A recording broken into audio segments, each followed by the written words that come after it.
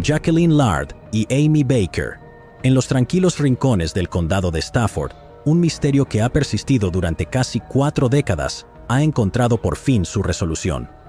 En una fría noche de noviembre de 1986, la vida de Jacqueline Lard, de 32 años, fue brutalmente quitada. A medida que avanzaba el año, las pistas se disipaban, pero la búsqueda de la verdad y la justicia nunca decayó. Décadas más tarde, el avance que proporcionaría respuestas a la trágica desaparición de Jacqueline también descubriría un sorprendente vínculo con otro caso sin resolver. Jacqueline era una agente inmobiliaria de 32 años de edad. Vivía y trabajaba en el condado de Stafford, Virginia. Conocida por su vivacidad y dedicación, era madre y criaba a 2 hijos, una chica de 13 años y un niño de 7 años de edad. Su papel en Mount Vernon Realty implicaba largas jornadas, trabajo duro y compromiso. Estas son las circunstancias que la definían tanto profesional como personalmente.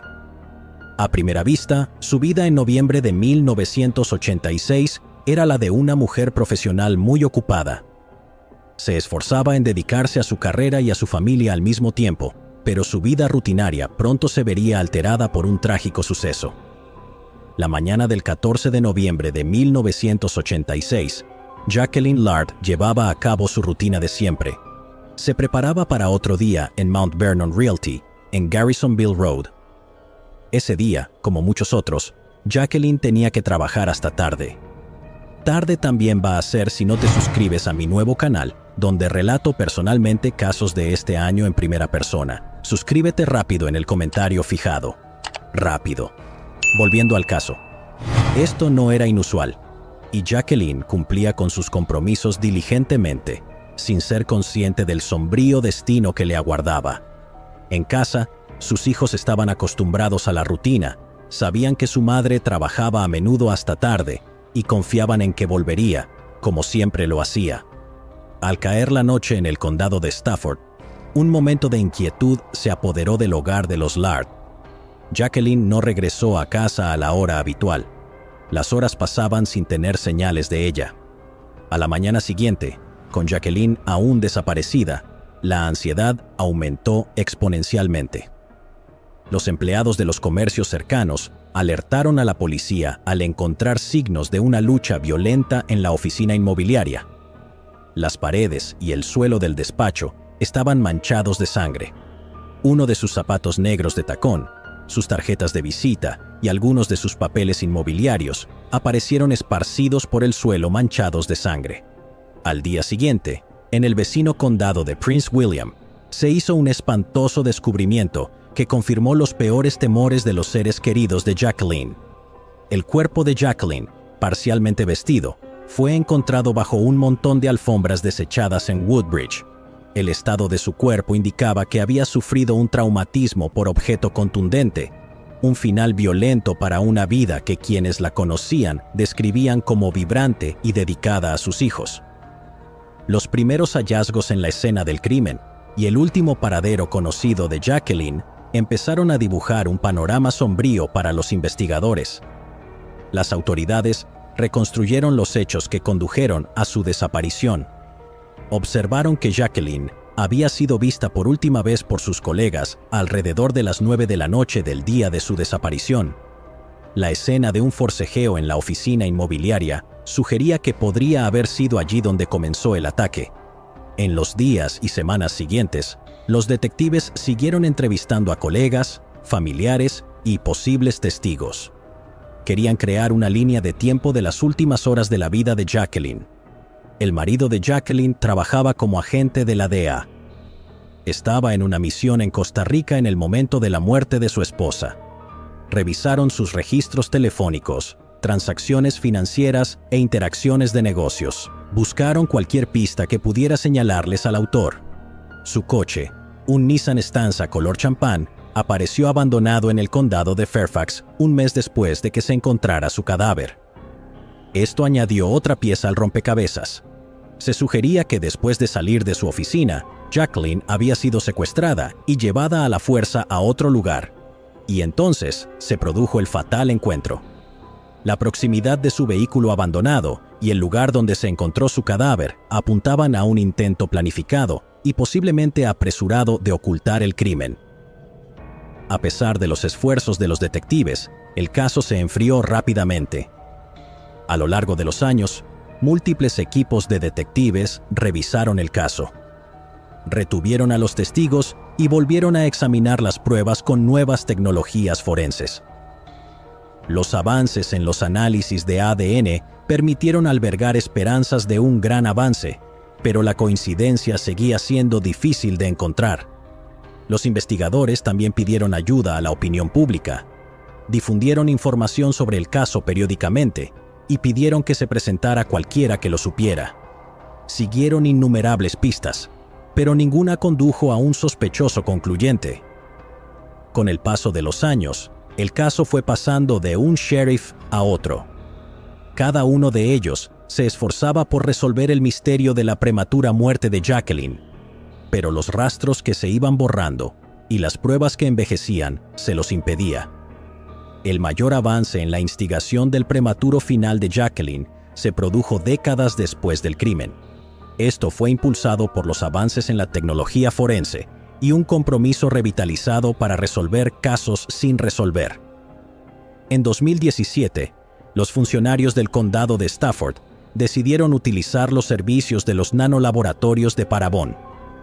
Este método ofreció un nuevo ángulo del caso, generó un perfil de sospechoso y reavivó las pistas de investigación en un misterio que llevaba años estancado. A pesar de estos avances, el perfil no coincidía con ningún registro existente en las bases de datos criminales. La identidad del sospechoso seguía rodeada de misterio. Perseverantes en su persecución, los detectives cambiaron su estrategia por la genealogía genética. Al cotejar el ADN de la escena del crimen con estas bases de datos, los genetistas pudieron identificar a parientes lejanos.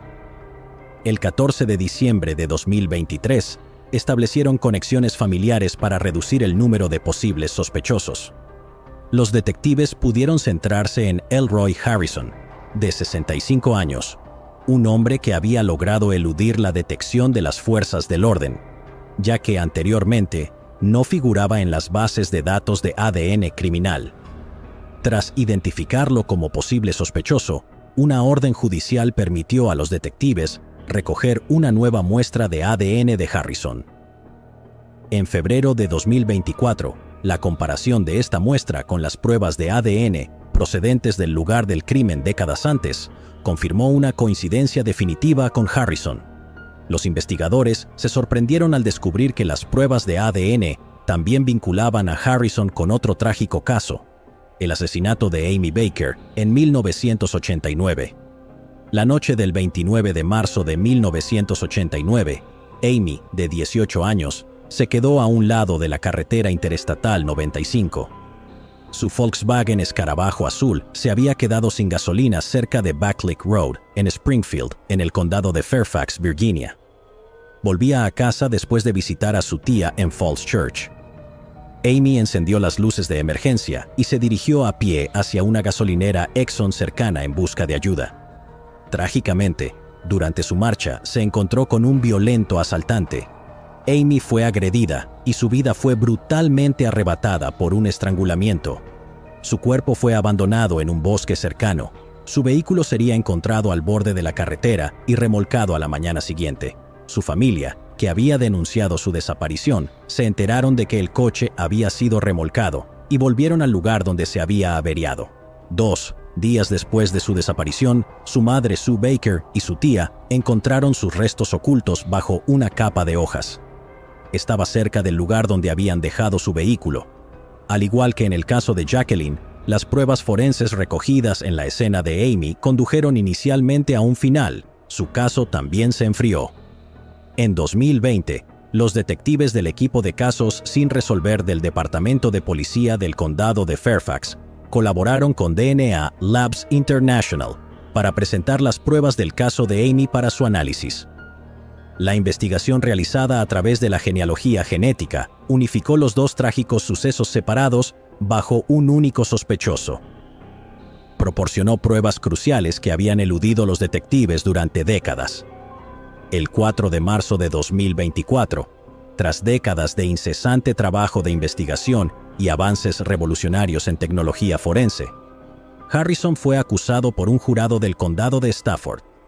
Se le imputaron múltiples cargos, entre ellos un cargo de asesinato en primer grado, secuestro y asalto hacia Jacqueline Lard. También allanamiento de morada con intención de cometer un delito grave.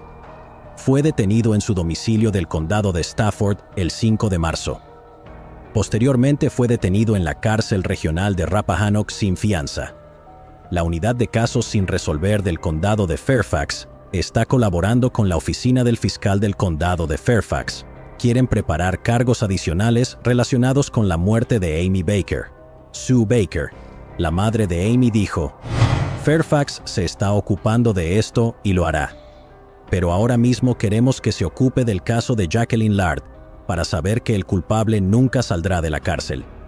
Siempre esperé esto. Nunca me rendí. Le dije que nunca me rendiría". La oficina del sheriff del condado de Stafford dijo que la familia de Jacqueline no está interesada en hacer comentarios en este momento. Estos esfuerzos son un paso significativo hacia la resolución de estos casos sin resolver desde hace mucho tiempo. Esto aportará algo de consuelo a las familias implicadas. Carol Ann Barrett. En marzo de 1980, Carol Barrett, una joven de 18 años de Zanesville, Ohio, viajó con unos amigos a Daytona Beach, Florida. Se suponía que iban a hacer unas idílicas vacaciones de primavera. El viaje daría un giro trágico cuando Carol fue secuestrada de su habitación de motel por un hombre armado. A pesar de los esfuerzos inmediatos de sus amigos por salvarla y de las intensas búsquedas policiales, el cuerpo de Carol aparecería días después cerca de Jacksonville, Florida, muy lejos de donde se la vio por última vez. Durante 4 décadas, este horrible asesinato permaneció sin resolver. Atormentó a su familia y a la comunidad de Daytona, hasta que un gran avance en tecnología forense aportó nuevas esperanzas a este caso sin resolver. Carol Ann Barrett nació y creció en la pequeña ciudad de Zanesville, Ohio. Zanesville es una comunidad conocida por su naturaleza unida y sus fuertes valores familiares. Carol, una de 6 hermanos, creció en un hogar bullicioso. El amor y el apoyo eran abundantes. Sus padres, Wayne y Patricia Barrett, estaban muy implicados en la vida de sus hijos. Proporcionaron un entorno estable y enriquecedor. Desde muy joven, Carol demostró cualidades de resistencia e independencia. Quienes la conocían, la podían describir como una persona sensata y práctica. Estos eran rasgos que la hacían muy querida, no solo por su familia, sino también por su amplio círculo de amigos. Carol tenía un comportamiento tranquilo y la capacidad de manejar situaciones estresantes con sabiduría. Estas eran características que su familia creía que le servirían bastante en la edad adulta. A los 18 años, Carol había desarrollado una gran variedad de intereses y un claro compromiso con sus aspiraciones futuras. Como miembro de la banda de su instituto, disfrutaba de las oportunidades que le brindaba para viajar y actuar. Un viaje especialmente memorable de la banda a Colorado despertó en ella la pasión por explorar nuevos destinos. Esto alimentó su deseo de planear un viaje de vacaciones de primavera a Daytona Beach, Florida.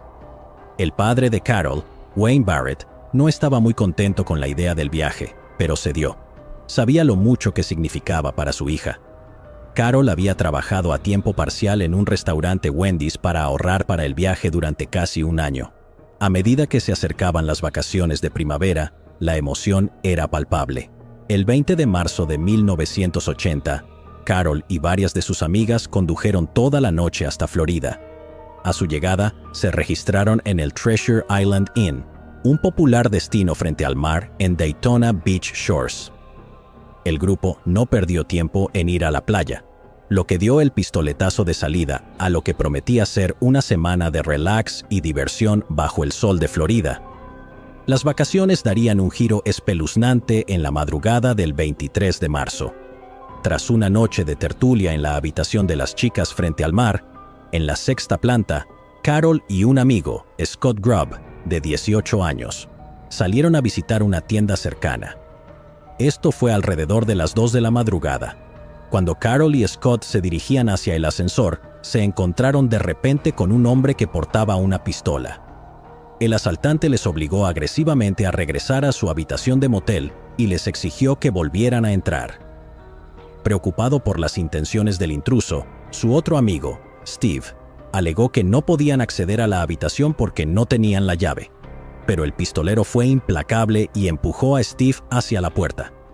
Aterrorizados, Steve y Carol aporrearon la puerta hasta que uno de sus amigos la abrió desde adentro. Una vez dentro, el pistolero se sorprendió brevemente por el número de personas que había en la habitación. A continuación, ordenó a todos que se desnudaran y acabó recaudando unos $200 en efectivo del grupo.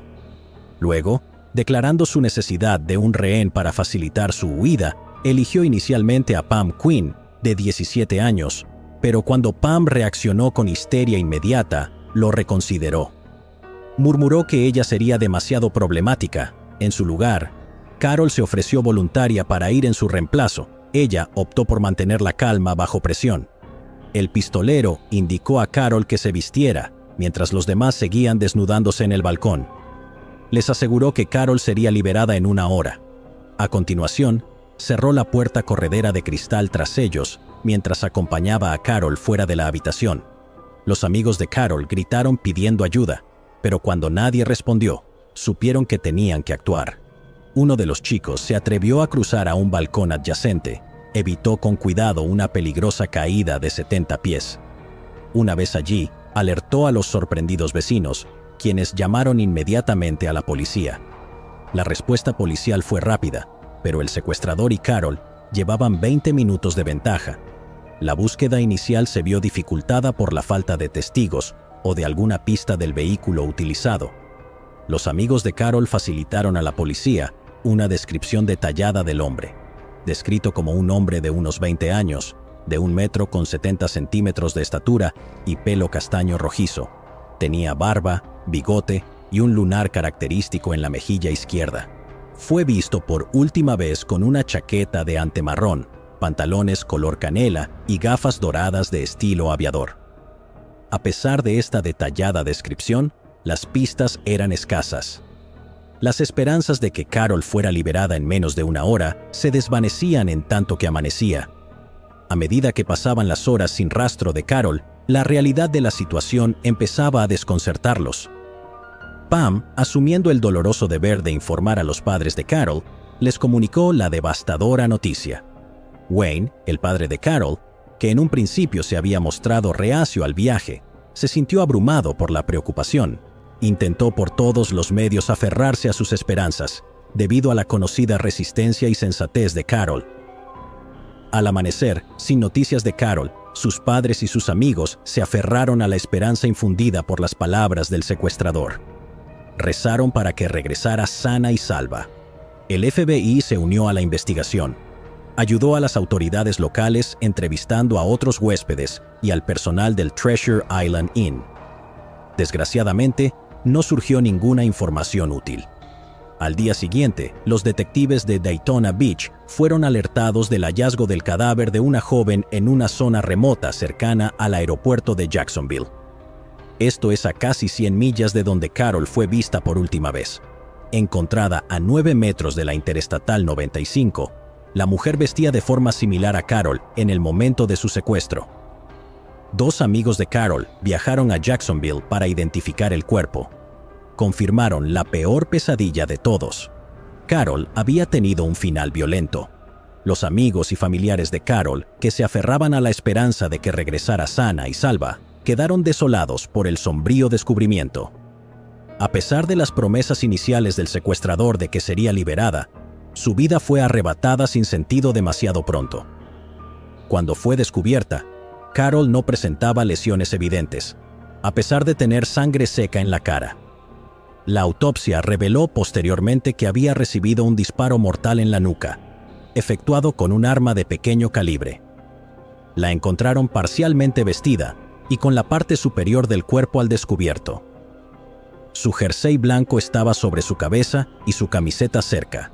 Sus joyas permanecían intactas. La autopsia también señaló que fue agredida. No había heridas defensivas. Los detectives, ante la falta de pistas, se basaron en la descripción de los amigos de Carol para crear un retrato robot del sospechoso. Este retrato se distribuyó a la policía de todo el país, a los cobradores de peaje de las principales autopistas de la costa este, y apareció en los periódicos locales y en televisión. Los detectives estudiaron todos los detalles, desde las pruebas forenses en el lugar del crimen hasta las entrevistas con posibles testigos. Incluso analizaron las grabaciones de las cámaras de tráfico e interrogaron a delincuentes conocidos de la zona. Estudiaron detenidamente crímenes similares en los estados vecinos, con la esperanza de encontrar un avance que se relacionara con el caso. Incluso después de que se difundiera ampliamente el retrato compuesto del sospechoso, las semanas se convirtieron en meses sin ninguna pista significativa. Pasaron los años y la familia de Carol, desolada, siguió colaborando con las fuerzas del orden. Les instaron a mantener el caso abierto y a involucrar al público. Cada año, en el aniversario de la desaparición de Carol, los periódicos locales publicaban artículos que recordaban a la comunidad el crimen sin resolver. Esperaban refrescar la memoria o la conciencia de alguien, pero finalmente, el caso se enfrió por completo. No fue hasta agosto de 2017, cuando el caso de Carol fue reabierto por la Unidad de Casos sin Resolver de la Oficina del Sheriff de Jacksonville, tras una revisión detallada de las pruebas. Unos años más tarde, en 2020, se produjo un avance significativo, cuando Billy Mansfield Jr., de 65 años, fue identificado como sospechoso. Se trata de un delincuente en serie convicto que ya estaba en prisión desde 1982 por el asesinato de varias mujeres. Mansfield, que tenía 24 años en el momento de la trágica muerte de Carol, confesó en septiembre de 2022 ser la persona que aparecía en el boceto inicial de la policía. Su confesión se produjo tras múltiples entrevistas que duraron más de 2 años. Admitió tanto el secuestro como el crimen violento. Mansfield había sido condenado en 1982 por acabar brutalmente con la vida de 5 mujeres diferentes en California y Florida. En su casa del condado de Hernando, Florida, se descubrieron 4 grupos de restos humanos durante la investigación inicial. 2 de estos restos fueron identificados rápidamente, pero 2 permanecieron sin identificar hasta 2022. Los agentes no dijeron cómo se redujo la búsqueda a Mansfield, pero Dan Johnson, supervisor de casos sin resolver de la oficina del sheriff de Jacksonville, dijo que la oficina del sheriff tenía una huella parcial de la palma de la mano del sospechoso para acompañar el boceto de la policía. Aunque confesó su participación en el caso de Carol Barrett en 2024, las autoridades decidieron no seguir adelante con el enjuiciamiento. Mansfield ya cumple cadena perpetua en California y 4 cadenas perpetuas concurrentes en Florida por sus condenas anteriores. Después de casi 44 años, este avance supuso un cierto cierre para la familia de Carol. Se confirmaba así la identidad del autor del crimen tras años de angustiosa incertidumbre. Claire Gilligan, sobrina de Carol, dijo que tenía 3 años cuando mataron a su tía, pero que la recuerda. Quiere que los demás también la recuerden. Claire no recordaba el día en que estuvo a punto de ahogarse cuando era pequeña, pero sabe que hoy está aquí gracias a su tía Carol. Saltó, me sacó y me hizo la reanimación cardiopulmonar hasta que llegó la ambulancia. Fue una heroína muchas veces, aunque Carol también era joven, dice Claire. Era como una segunda madre para mí. Recuerdo que me bañaba. ¿Y te acuerdas de esas perlitas de aceite para el baño? Siempre las usaba. Recuerdo que me preparaba maíz con queso mozzarella. Las galletas no horneadas eran sus galletas favoritas y son las mías también. Claire también dijo lo siguiente sobre Carol: una hija cariñosa, hermana, amiga. Ya sabes, cualquier persona en la que puedas confiar, a la que puedas acudir y sentirte cómoda. Esa era Carol. La resolución es agridulce por la decisión de no procesar a Mansfield debido a su condena a cadena perpetua. su familia nunca verá que se le responsabilice específicamente de su trágico final. El fundador del proyecto Cold Case, Ryan Bachman, dijo: "Para algunas familias es suficiente saber quién fue y que no está ahí afuera haciendo daño a otras personas". Norman Lawrence Rich. En marzo de 1990, la tranquila vida de Norman Lawrence Rich fue brutalmente truncada en su casa de Washington, D.C., dejando a una comunidad conmocionada y a una familia enfrentándose a una pérdida indescriptible. Fue hallado muerto en circunstancias misteriosas que desconcertaron a los investigadores durante años. Las pistas iniciales, incluido el testimonio de su novia, Sheila Brown, no sirvieron de mucho para aclarar el misterio que rodeaba su prematura desaparición. El caso quedó sin resolver durante décadas, pero la familia de Norman nunca dejó de luchar porque se hiciera justicia. Más de 30 años después, sus esfuerzos condujeron a un sorprendente avance que descubrió que el autor estaba más cerca de casa de lo que nadie esperaba. Nació y se crió en Washington, D.C. Norman, conocido cariñosamente como Semo, era el mayor de 8 hermanos. Fueron criados por una madre soltera en una comunidad muy unida. Pero agobiados por los retos socioeconómicos de la época, los años 80 y 90, Washington, D.C. fue marcado por una epidemia de sustancias ilegales.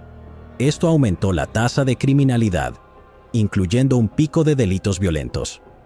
Incluso con estos obstáculos, Norman, de 34 años, fue un faro de resistencia y apoyo para su familia.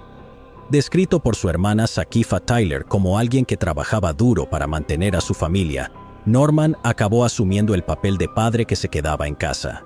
Dedicó su vida a sus 3 hijos y a su novia, Sheila Brown. La mañana del 28 de marzo de 1990, lo que empezó como un día normal se convirtió rápidamente en un trágico suceso que alteraría para siempre la vida de la familia Rich. Sheila haría más tarde un relato crítico de los acontecimientos de aquel día. Según Sheila, la mañana comenzó con una visita inesperada. Sobre las 8 de la mañana llamaron a la puerta. Cuando abrió, se encontró con 2 hombres fuera. Reconoció a uno de los hombres como alguien conocido como Ducky, pero el otro hombre era un desconocido para ella.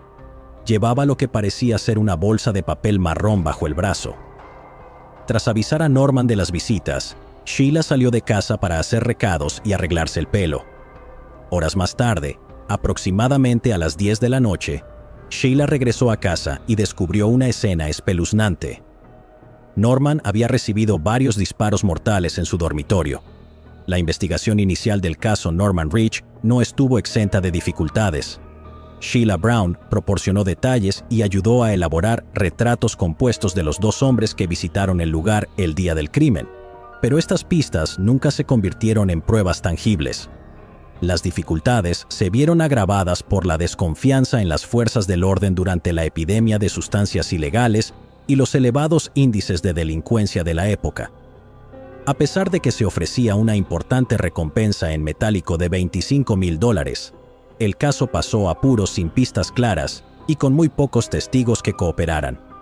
Con el tiempo, varios detectives se ocuparon del caso. Cada uno de ellos se enfrentó a los mismos obstáculos, sin lograr avances significativos. La hermana de Norman se convirtió en una defensora implacable de su hermano. Acumuló numerosas notas y diarios sobre la investigación. Siguió presionando a las autoridades para que resolvieran el caso. Un nuevo detective se hizo cargo del caso en enero de 2021 y se centró de nuevo en reevaluar las pruebas antiguas y en volver a colaborar con la comunidad y la familia de Norman. Los avances de la tecnología forense y una nueva revisión de las declaraciones de los testigos condujeron, en última instancia, a un avance significativo e impactante 31 años después de la tragedia. El nuevo análisis de las pruebas existentes condujo a sospechas que apuntaban de nuevo a Sheila, la novia de Norman, pues resulta que se contradecía en su relato inicial de los hechos. En marzo de 2024, tras una exhaustiva investigación, Sheila Brown, de 66 años, fue detenida. Fue acusada de homicidio en segundo grado y obstrucción a la justicia. Se declaró inocente ante el Tribunal Superior de D.C. El juez Robert Oken citando el mínimo historial delictivo de Brown, la puso en libertad. Esto le permitirá regresar a su casa a la espera de que prosigan los procedimientos del caso. Se le ordenó que se mantuviera en contacto telefónico regular con la oficina de servicios previos al juicio del tribunal. Los detectives dijeron que su investigación había revelado que el presunto asesinato era de naturaleza doméstica, pero no ofrecieron más detalles sobre la detención de Brown. Esto no solo reabrió viejas heridas para la familia Rich, sino que también encendió tanto el alivio como la tristeza. Ahora se enfrentaban al hecho de que el autor del crimen de Norman había estado siempre cerca de ellos. La detención de Brown, que vive en Annapolis, Maryland, marca el final de un caso que duró más de 3 décadas. Para la familia de Norman, los acontecimientos ofrecen una oportunidad de cierre y justicia, aunque con retraso. Es un caso que sirve de ejemplo crítico de los retos a los que se enfrentan las familias de las víctimas y del impacto de la delincuencia en las comunidades. A medida que se desarrolla el proceso judicial contra Brown, este promete ofrecer por fin una respuesta al doloroso final de la vida de Norman Rich. Esto pone de relieve la importancia de la perseverancia y la esperanza en la búsqueda de la verdad y la justicia en casos sin resolver. La vista está prevista para el 28 de junio de 2024. Derby Wagner Richardson. Los habitantes de Racine, Wisconsin, quedaron conmocionados cuando se recuperó el cadáver de Derby Wagner Richardson cerca de su lugar de trabajo. ¿Quién le quitaría la vida tan despiadadamente y por qué? La gente del pueblo sabía la verdad, pero el hombre responsable de este atroz crimen estaba libre. El hombre había sido acusado varias veces de lesiones y malos tratos, pero no había sido condenado. ¿Cuántas vidas más serían cegadas antes de que la policía tomara cartas en el asunto? Ruth Elaine Wagner nació en Waterstown Township, Blue River, Wisconsin, pero sus padres se establecieron en Boscobel. Creció en una granja de la capital del pavo de Wisconsin y se casó con Robert Lindner, su amor del instituto. La pareja tuvo 2 hijos, Deborah y Byron. Deborah nació el 2 de mayo de 1958 en Boscobel. Sus abuelos Berta y Harry Wagner la adoraban completamente. La llamaban cariñosamente Derby, y el nombre se le quedó grabado. Derby nació justo un año después de que sus padres, adolescentes, se casaran. Su padre, Robert Lindner, estaba en el ejército, lo que significaba que la familia cambiaba mucho de locación. Era joven, y esta era una forma de llegar a fin de mes y mantener a su familia en crecimiento. Derby nunca se sintió completamente arraigada a un lugar y fue incapaz de hacer amigos hasta que tuvo casi 9 años. Su madre se instaló en Madison en mayo de 1967, cuando atravesó un complicado divorcio con Robert Lindner. Ruth Wagner permaneció soltera durante mucho tiempo centrada en el cuidado de sus hijos, pero volvió a encontrar el amor en 1974 y se casó con James Erickson. Derby estaba disgustada por el divorcio de sus padres, así que decidió escaparse de casa cuando tenía 14 años. De vuelta a casa, el matrimonio de su madre terminó y ella volvería a casarse en 1986. Derby no tenía forma de saberlo, puesto que ya estaba ocupada con su propia vida. Douglas Copen entró en la vida de su madre y Derby tuvo hermanastros, Daniel y Alan Copen. Su familia había crecido, pero ella se sentía sola y excluida.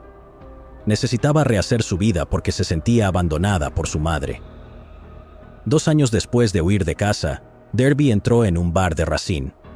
De manera insensata y como cualquier adolescente fácil de impresionar, se enamoró. Conoció a Fred Wagner Richardson en su bar. El treintañero tenía bastante experiencia. Se había alistado en el ejército estadounidense con un nombre falso y eso impresionó a la joven Derby. Lo que ella no sabía era que este hombre traería consigo malas noticias. Tenía un largo historial de mala conducta y delitos graves en el ejército.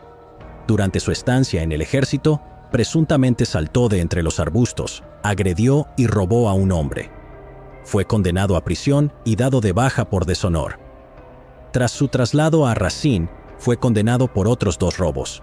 Solo cumplió una parte de una condena de 15 años. La razón por la que se le permitió vagar por las calles con tanta libertad fue únicamente el sistema de justicia penal. Los delincuentes pueden andar libres basándose en pequeñas legalidades. Al salir de la prisión de Leavenworth, decidió vivir en Racine. Racine era una típica ciudad industrial y le brindó la oportunidad que Fred buscaba. Abrió un bar donde conoció a Derby, que entonces tenía 16 años. Fred Wagner era listo. Podría haber sido un delincuente profesional, pero mediante la estafa y el ingenio, pudo poseer unas cuantas propiedades de alquiler por la ciudad. Consistían en viviendas para personas de bajos ingresos. Tenía fama de ser despiadado en sus negocios y en sus relaciones personales. Era todo serio y muy frío cuando se trataba de dinero. Fred le dio trabajo como bailarina en un bar. Siendo aún menor de edad, se abrió camino durante años bailando por propinas. No sabía cómo protegerse, y este fue el primer trabajo que le pagó lo suficiente para vivir algo más cómodamente que en la calle. Al ser menor de edad, no podía cobrar legalmente, así que Fred se aprovechó de este hecho y la explotó. Como tenía propiedades en alquiler, también le daba alojamiento a cambio de sus servicios. Se las arregló para tener el control sobre ella desde el principio. Ella lo veía como su salvador, mientras que él solo la utilizaba. Derby y Fred se casaron en 1979. Tuvieron 2 hijos, Auguste Marie y Joy, nacidos en 1980 y 1984. Para entonces, Derby ya había presentado su familia a su madre Ruth. Ruth no aprobó a Fred desde el principio. Con el tiempo, Fred fue dominando cada vez más el matrimonio. Varios conocidos y colegas de Derby se dieron cuenta de la tensión existente en la relación de la pareja. Tras el periodo inicial de luna de miel, Derby no tardó en darse cuenta de que estaba atrapada en un matrimonio abusivo. Fred era demasiado agresivo cuando se enfadaba y era excesivamente controlador. Como era una adolescente cuando se casó con él, soportó los malos tratos hasta que pudo hacerse fuerte. Su amiga y colega, Kelly Williams Cherry, cuidaba a menudo de las hijas pequeñas de la pareja. Kelly fue una de las personas a las que Derby confió los malos tratos que sufría por parte de Fred. En junio de 1986, Derby se armó de valor y abandonó a Fred. Huyó tras soportar un matrimonio difícil durante varios años. Derby también se apresuró a emprender acciones legales, tras ser aconsejada por amigos y abogados. A pesar de la agresiva respuesta de Fred, ella se mantuvo firme y no cedió. Inició los trámites de divorcio en diciembre de 1986. La pareja compartía un importante patrimonio inmobiliario en Racine, que debía dividirse. Fred se enfrentaba a la perspectiva de perder una parte considerable de sus ganancias. Esto incluía un supuesto 50% de las propiedades y un 25% de los ingresos por alquiler, por un valor estimado de $250,000. Derby no podía soportar más la violencia y estaba aterrorizada de que Fred estuviera a punto de hacerle daño. No era de los que se quedaban callados en asuntos de dinero. Las cosas se ponían feas muy rápido. Como todo estaba aún muy reciente, Derby no estaba segura de cómo iba a ser el acuerdo de custodia, así que accedió a que Fred se llevara a las niñas fines de semana alternos. Pero Fred era vengativo. Tenía otra cosa en mente. El 21 de enero de 1987, Derby se preparaba para enviar a las niñas con su padre. Fred apareció y golpeó a Derby delante de sus niñas, de 3 y 7 años. Se asustaron mucho. Estranguló a Derby hasta que se desmayó. 5 días después, ella presentó una orden de alejamiento temporal contra él. También fue condenado por agresión unas semanas después. La situación iba en aumento. Sabía que tenía que escapar y salvar su vida. Derby estaba trabajando muy duro para dar un giro a su vida. Trabajaba muy duro para proporcionar una buena vida a sus hijas. Solo tenía 28 años, así que podía planear mucho para su futuro. Derby tenía muchos trabajos. Era secretaria en la Visiting Nurse Association de Kenosha y trabajaba como guardia de seguridad para Guardian Protective Services. También actuaba como consejera de fitness en la YWCA de Vista durante los fines de semana. Recientemente había solicitado el puesto de ayudante del sheriff del condado de Racine, quería trabajar para la oficina del sheriff del condado de Racine y aspiraba a formar parte de las fuerzas del orden algún día. Quería ayudar a los adolescentes que se veían atrapados en situaciones de desamparo y tal vez también ayudar a las mujeres a salir de matrimonios abusivos. El 21 de marzo de 1987 se produjo una reunión entre Derby, Fred y sus respectivos abogados. Terminó de una manera que hizo sentir a Derby que su vida corría peligro. Su abogado estuvo de acuerdo y avisó a la policía para solicitar protección policial para Derby. Barbara Smith, que trabajaba como especialista en víctimas y testigos en la oficina del fiscal del distrito del condado de Racine, orientaba a las víctimas en los procedimientos legales. Recuerda perfectamente haber ayudado a Derby cuando solicitó una orden de alejamiento temporal. Smith explicó que era una época anterior a que los casos de violencia doméstica requirieran políticas de detención obligatoria. Esto significaba que la policía tenía discrecionalidad para decidir si detenía o no al presunto agresor. En 1987, las víctimas tenían que acudir físicamente a una comisaría para presentar denuncias penales. Cuando Derby denunciaba su agresión, la obtención de una orden de alejamiento temporal era un proceso aparte. Smith expresó su frustración con las órdenes de alejamiento temporales. Las describió como en gran medida ineficaces y a menudo encendiendo la situación. Recordó haber advertido a la víctima: "Este es el momento más peligroso para ti". Hizo hincapié en que la orden de alejamiento podría agravar la violencia existente. Cuando Derby se marchó, Smith pudo recordar vívidamente que ella dijo: "En realidad, no importa. Me va a destruir y de todos modos". En esa reunión en particular, el 21 de marzo, la pareja estaba dividiendo múltiples propiedades de alquiler que poseían juntos, incluidos los ingresos por alquiler. Al parecer, Fred lloró y dijo: "Estoy muy herido. Estoy muy herido". Fred Wagner Richardson le señaló con un dedo amenazador y le dijo: "No me gusta que me hagan daño". Estaba increíblemente disgustado porque perdería dinero de sus propiedades en alquiler como consecuencia del divorcio. Derby trabajaba como guardia de seguridad en el turno de noche en Steinberg Engineering, 1600 Gold Street. Patrullaba el interior del edificio cerrado, rodeado por una valla rematada con alambre de espino. Como de costumbre, la noche del 21 de marzo de 1987, dejó a sus hijas con Kelly, su amiga que cuidaba de sus hijas. Derby siempre le hacía prometer que si alguna vez aparecía Fred, no le dejaría acercarse a sus niñas. Kelly era la única a la que confiaba a sus hijas, mientras ella se iba a hacer varios trabajos para mantener a las suyas.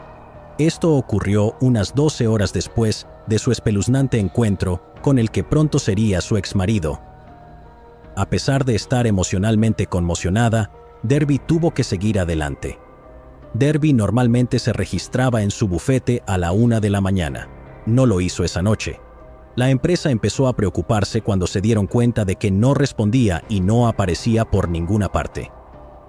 La dirección de Steinberg Engineering llamó a las autoridades sobre la 1:30 de la mañana, al no poder localizarla.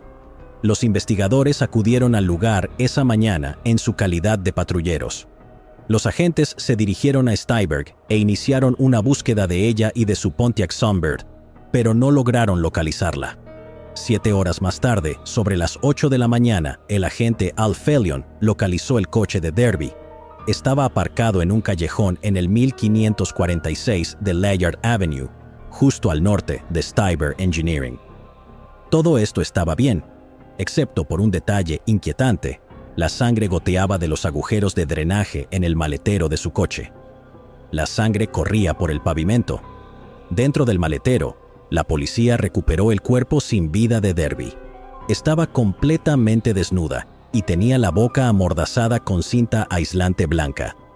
Le habían acuchillado brutalmente la garganta y las muñecas. Estaba casi decapitada. Tal era la agresividad de sus heridas en el cuello. En las siguientes 24 horas, se recuperaron sus ropas esparcidas por la calle. Se encontraron su uniforme color canela, su placa de seguridad y un parche del hombro de su uniforme, junto con un zapato marrón. Un hombre que vive en Eland Avenue encontró algunos de sus papeles y su documento de identidad. A primera hora del día siguiente, un repartidor de periódicos encontró su agenda en la calle Spring y la autopista. Los investigadores también recuperaron un par de cizallas negras y rojas de la escena del crimen. Aún no se conocía bien el análisis de ADN, pero todo permanecía bien conservado, como era el procedimiento en aquella época. El forense reveló algunos detalles inquietantes, pero que ayudarían a esbozar una imagen de lo que ocurrió exactamente. Derby aún llevaba todas sus joyas en el cuerpo, así que no estaba siendo asaltada ni robada cuando ocurrió esta tragedia. Eso se descartó como motivo. Tampoco había evidencia de asalto. Un patólogo llevó a cabo un examen exhaustivo. Confirmó que la lesión en la cabeza de Derby fue causada por cizallas. Los investigadores descubrieron que el sospechoso había entrado en la propiedad de ingeniería Steinberg, cortando una sección de la valla de alambrada a lo largo de su lado este. Las fotografías de la escena del crimen revelaron una huella de zapato en la propiedad con la punta puntiaguda, parecida a una bota de vaquero. Esto coincidía con el calzado que llevaba alguien que ella conocía, según supieron más tarde los investigadores. Derby tenía la costumbre de llevar la ropa de sus hijos al trabajo para doblarla. A menudo aparcaba el coche junto a la puerta del comedor para poder llevar fácilmente el cesto de la ropa sucia de un lado a otro. Así que el agresor la estaba esperando y la atacó mientras Derby hacía uno de sus viajes. Su chaqueta se encontró con las mangas del revés. Un examen reveló que alguien había intentado agarrar a Derby por detrás. Ella consiguió zafarse y huir hacia la oficina cercana, ya que las marcas en la puerta indicaban que Derby se había encerrado dentro. Pudieron ver marcas de tela vaquera en la puerta. Parecía como si alguien hubiera empujado repetidamente la puerta con el hombro, llevando una chaqueta vaquera. El agresor la golpeó hasta dejarla inconsciente y luego procedió a vendarle la boca con cinta aislante blanca. Después, la transportó al maletero de su coche. La presencia de cinta adhesiva sugiere premeditación. Según los expertos, los objetos personales de Derby fueron esparcidos por la ciudad para despistar a los investigadores. Parecía plausible que el autor temiera convertirse en el principal sospechoso. Los investigadores dedujeron que el agresor condujo a Derby a otro lugar, donde la desnudaron y posteriormente perdió la vida. Luego condujo el coche de vuelta a su lugar de trabajo, quizá porque el agresor necesitaba recuperar su propio vehículo. Esto era venganza, un crimen de rabia contra Derby. Así que 3 cosas eran ciertas. Número 1, el autor era probablemente alguien con una cuenta pendiente con Derby. Número 2, era alguien a quien conocía, porque estaba familiarizado con la rutina de su lugar de trabajo. Y número 3, Derby había luchado y forcejeado hasta el final. Un pariente se dio cuenta de que las cizallas negras y rojas de las pruebas pertenecían nada menos que a Fred Wagner Richardson. Un chivatazo dirigió la atención de la policía hacia un vehículo parecido al de Derby. Fue visto cerca de la vivienda de Fred en State Street aquella fatídica noche. Los testigos recordaron haber visto a alguien cargando un objeto en el maletero. Un objeto grande, como quizá una alfombra enrollada. Actuando con rapidez, las fuerzas del orden ejecutaron una orden de registro en el lugar, pero les costó reunir pruebas suficientes para acusar a su ex del asesinato. En todo momento, Fred mantuvo firmemente su inocencia. Durante la investigación del caso, las autoridades recuperaron pruebas tanto de Steinberg Engineering como de las inmediaciones donde se encontraba el coche de Derby. Un agente del Departamento de Policía de Racine, en servicio nocturno, informó haber visto un vehículo similar al de Derby aparcado en la puerta de servicio trasera del 1212 de State Street, alrededor de las 3 de la mañana. La propiedad pertenecía a Fred Richardson. Los residentes de la propiedad informaron a la policía de que el sótano y la puerta trasera, donde estaba aparcado el coche, eran de uso exclusivo del propietario. Ninguno de los inquilinos tenía llaves ni acceso a esa parte de la propiedad. Recuperaron un recibo de venta de cizallas rojas, del mismo tipo que las encontradas en la escena del crimen. Fred había hecho algunos comentarios inusuales a sus amigos. Muchos de ellos parecían inventados y resultaron ser falsos cuando los agentes entrevistaron a varios testigos y amigos. Supuestamente le dijo a un amigo que estaba demasiado ocupado para hacer planes durante el fin de semana, porque sus hijos iban a pasar el fin de semana con él. A Derby le tocaba tener a las niñas ese fin de semana, así que no tenía sentido que mintiera al respecto. ¿Qué intentaba ocultar? Cuando otro amigo quiso quedar, dijo que había estado enfermo en cama todo el fin de semana. Brian Linder, hermano de Derby, insistió en que Fred era el único que querría hacer daño a su hermana. Ruth Wagner, su madre y todos sus seres queridos pidieron repetidamente a la policía que investigara a Fred. La tragedia le afectó mucho a la madre de Derby. Ruth había estado deseando que Derby se independizara. Por fin había salido de un matrimonio abusivo e iba a progresar en la vida. Ahora sus nietas se quedaban sin una madre cariñosa y, lo que era más frustrante, el hombre que ella sabía que estaba detrás de su muerte estaba libre. Al principio, Ruth se hizo cargo de las dos niñas, pero luego Fred luchó por ellas. Tras una amarga batalla por la custodia que duró 2 años, consiguió la custodia de sus hijas. Como no era de las que se quedaban de brazos cruzados, Ruth se convirtió en defensora de los derechos de las víctimas en Wisconsin. Trabajó como contadora, agente inmobiliaria e incluso funcionaria de prisiones. Hizo de todo para no tener que enfrentarse al dolor de perder a su hija. Instó a la policía a que se ocupara del caso de su hija y lo resolviera de algún modo. Los días se convirtieron en semanas, las semanas en meses y finalmente, los meses en años.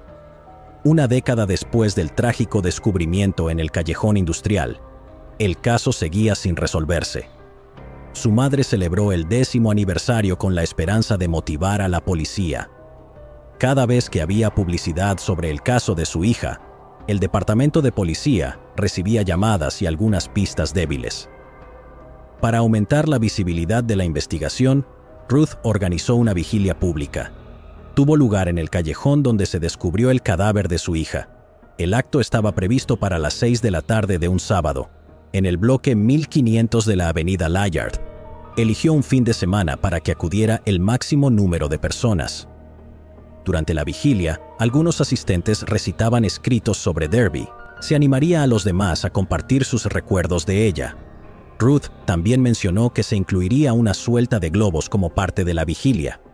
El tiempo había ayudado a Ruth a asimilar la trágica realidad de los últimos momentos de su hija, pero seguía sintiendo una punzada de dolor cada vez que se mencionaba el bien intencionado, pero quizá mal interpretado dicho, la vida sigue.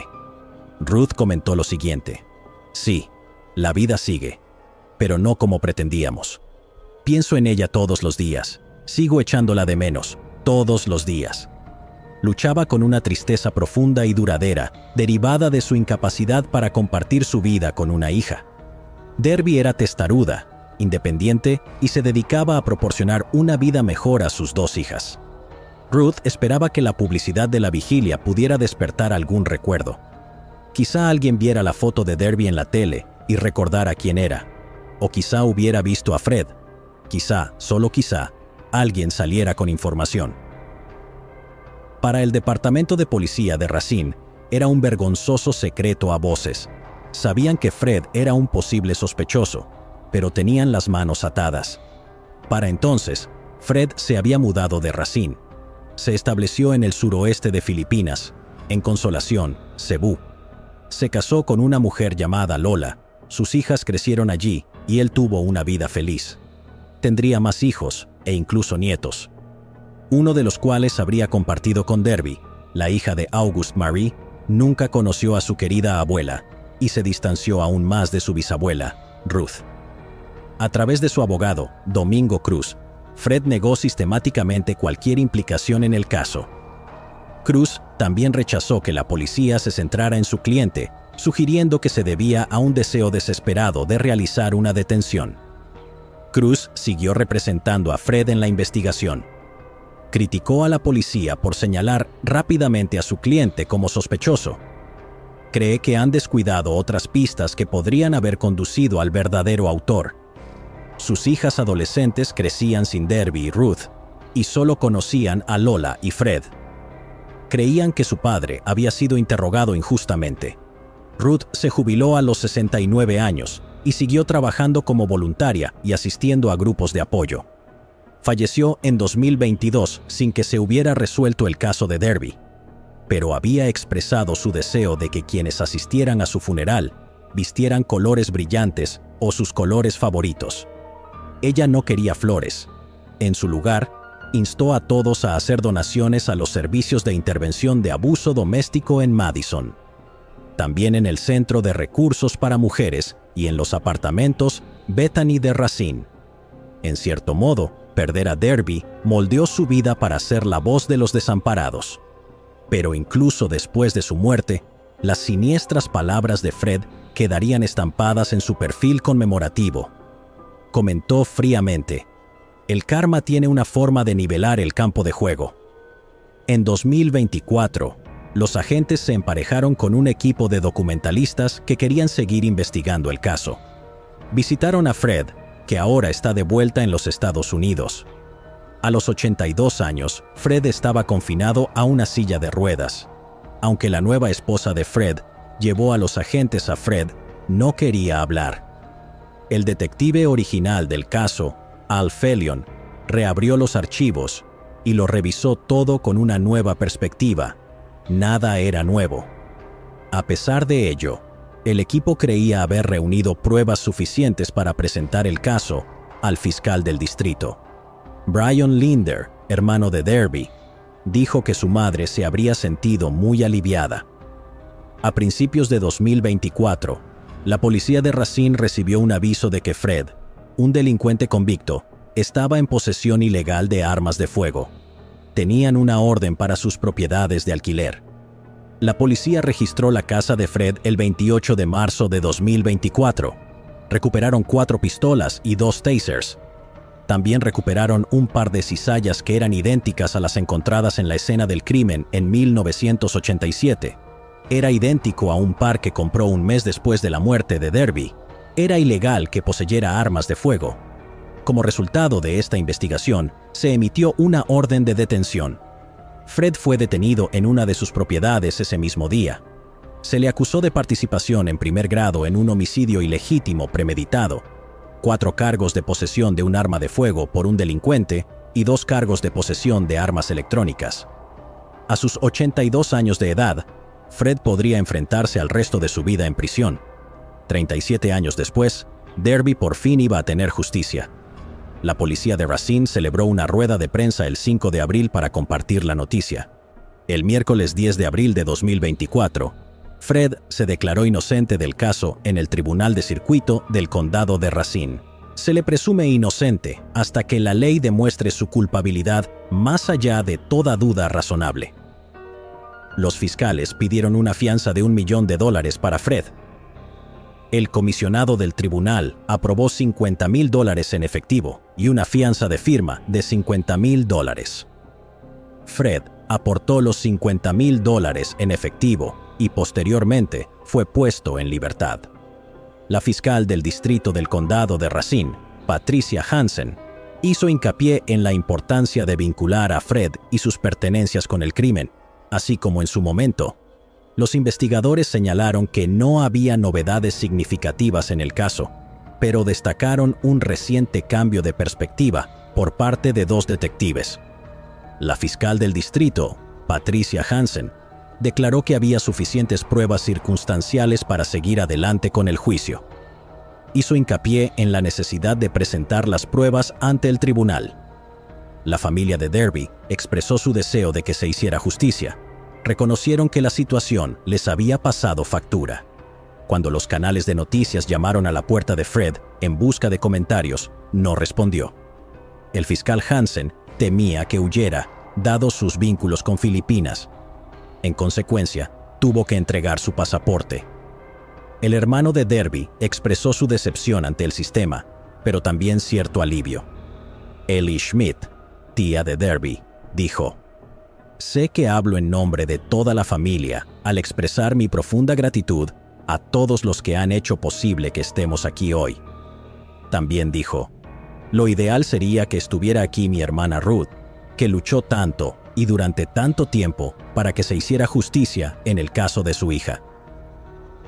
El detective del condado de Racine Todd Lauer dijo que nos hemos hecho esa pregunta muchas veces. ¿Por qué? ¿Por qué no? Hace años, el caso siempre estuvo ahí, ¿no? Fuimos capaces de exponerlo de una manera en la que pensamos que había un caso de sentido común y estaba listo para ser presentado ante un jurado y que ellos decidieran. Racine es una ciudad pequeña. No tenían recursos suficientes para hacer investigaciones y seguimientos más exhaustivos. Y en segundo lugar, sabían que un gran jurado quería más pruebas de las que tenían antes, pero todas las pruebas que tenían apuntaban a Fred. Él tenía los medios, el motivo y la oportunidad de acabar con su vida. 37 años es mucho tiempo para esperar recibir justicia. Fred pudo volver a casarse, tener un hijo con Lola y ver a sus nietos. Derby no tuvo la oportunidad de hacer ninguna de esas cosas, ya que su vida fue truncada por venganza. Una conferencia de Estado está programada para el 12 de julio de 2024. Veronica Butler y Gillian Kelly. A finales de marzo de 2024, la tranquila ciudad de Hugoton, Kansas, se convirtió en el centro de atención. Dos madres, Veronica Butler y Gillian Kelly, desaparecieron en circunstancias misteriosas. Lo que empezó como un viaje rutinario, terminó con su coche abandonado en una carretera desolada y más preguntas que respuestas.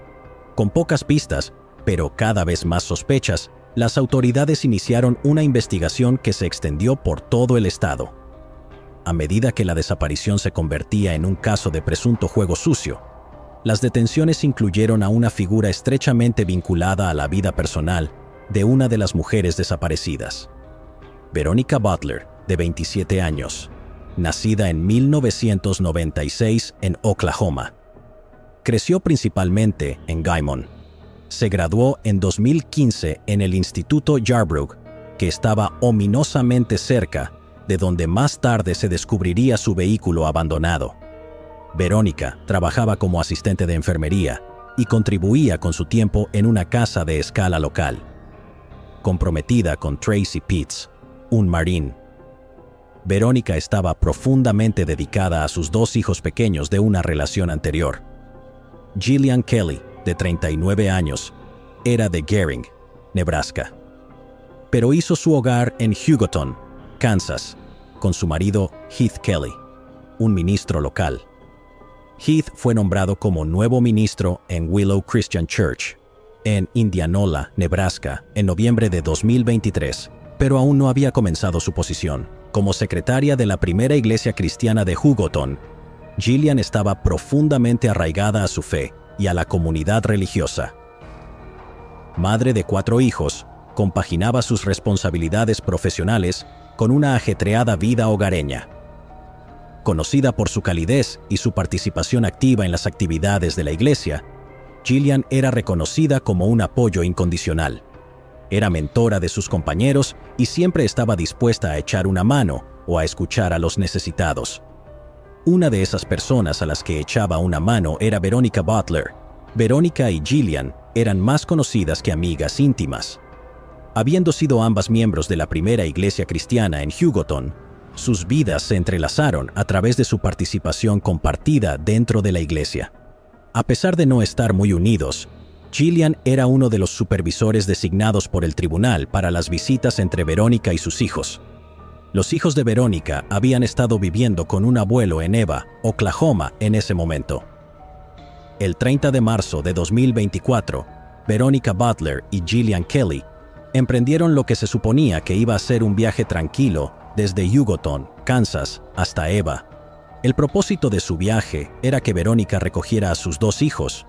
Iban a asistir a la fiesta del 6º cumpleaños de su hija. Su hijo tiene 8 años. Se trataba de un viaje de 45 minutos que Verónica, como madre comprometida, hacía con regularidad. Fue un día que empezó como cualquier otro, con ambas mujeres preparándose para el viaje. Salieron temprano, planeando regresar el mismo día, como habían hecho en numerosas ocasiones. Esta vez, sin que las 2 madres lo supieran, el viaje rutinario daría un giro inesperado y trágico. Cuando cayó la noche y ninguna de las 2 mujeres llegó a su destino ni regresó a casa, sus familiares y amigos empezaron a preocuparse. Esto dio lugar a una búsqueda, que pronto se convertiría en una investigación completa, por parte de la Oficina de Investigación del Estado de Oklahoma. El último avistamiento conocido de las dos mujeres fue cuando salieron de Hugoton. El registro telefónico de Verónica y Gillian indicaba que sus dispositivos estuvieron enviando señales activamente hasta aproximadamente las 9:42 de la mañana. A partir de entonces, los dispositivos dejaron de ser vistos por las redes y dejaron de transmitir. Más tarde ese mismo día, su coche fue encontrado abandonado en un camino de tierra a 1000 pies de la carretera estatal 95 de Oklahoma y la carretera L. Esto es justo al sur de Elkhart, Kansas, no muy lejos de la escuela Yarborough, donde Verónica se había graduado. La escuela se cerró el lunes 1 de abril por precaución y se volvió a abrir, pero permaneció cerrada el martes, dada la naturaleza desconocida del incidente de la persona desaparecida. El superintendente de la escuela dijo: Butler era parte de la clase de 2015 y era una clase de 1 ese año, lo que significa que era la única de último año que se graduaba. El superintendente escribió: bromeé sobre que era la primera de su clase y bueno, también la última. El lugar era remoto, una zona abierta en la que rara vez había mucha actividad. El coche abandonado llamó la atención de los transeúntes. En el interior del vehículo, la escena era inquietante. Se encontró una pequeña cantidad de sangre, indicio de violencia. Fuera del vehículo se descubrieron distintos charcos de sangre. Cualquiera que fuera el incidente, ocurrió tanto dentro como fuera del coche. Las puertas del coche quedaron abiertas, como si los ocupantes hubieran sido forzados a salir rápidamente o se hubieran marchado a toda prisa. También se encontraron las gafas de Verónica en la calzada, cerca de un martillo roto. Se encontró un cargador de pistola dentro del bolso de Gillian en la escena. No se encontró ninguna pistola. La zona que rodeaba el coche era vasta y abierta y no ofrecía pistas ni testigos inmediatos. Este aislamiento no hizo sino aumentar la preocupación por lo que pudiera haberles ocurrido a Verónica y Gillian. Las autoridades, que declararon la desaparición sospechosa desde el principio, intensificaron sus esfuerzos. Los equipos de búsqueda peinaron campos y bosques. Los investigadores rastrearon la zona en busca de posibles pistas que pudieran arrojar luz sobre los últimos movimientos conocidos de las mujeres. A medida que pasaban los días sin rastro de Verónica ni de Gillian, las comunidades locales en las que estaban arraigadas las mujeres empezaron a movilizarse. Los servicios de oración organizados por la Iglesia Cristiana Willow y la Asamblea de Dios de Hugoton unieron a los residentes en esperanza y solidaridad. Las páginas de las redes sociales y los tablones de anuncios de la comunidad se llenaron de peticiones de cualquier información relacionada con el caso. La Iglesia Cristiana Willow publicó en Facebook: por favor, oren para que Gillian y su amiga Verónica estén a salvo y que sean encontradas rápidamente. Dios, por favor, lleva a estas mujeres a casa con sus familias, que están tan preocupadas por ellas. Entre bastidores, las fuerzas del orden trabajaron incansablemente, reconstruyendo las últimas actividades conocidas de las mujeres.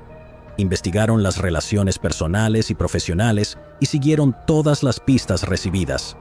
La falta de pruebas o de una dirección clara en la investigación no hizo sino aumentar la frustración y el miedo que se apoderaron de todos los implicados.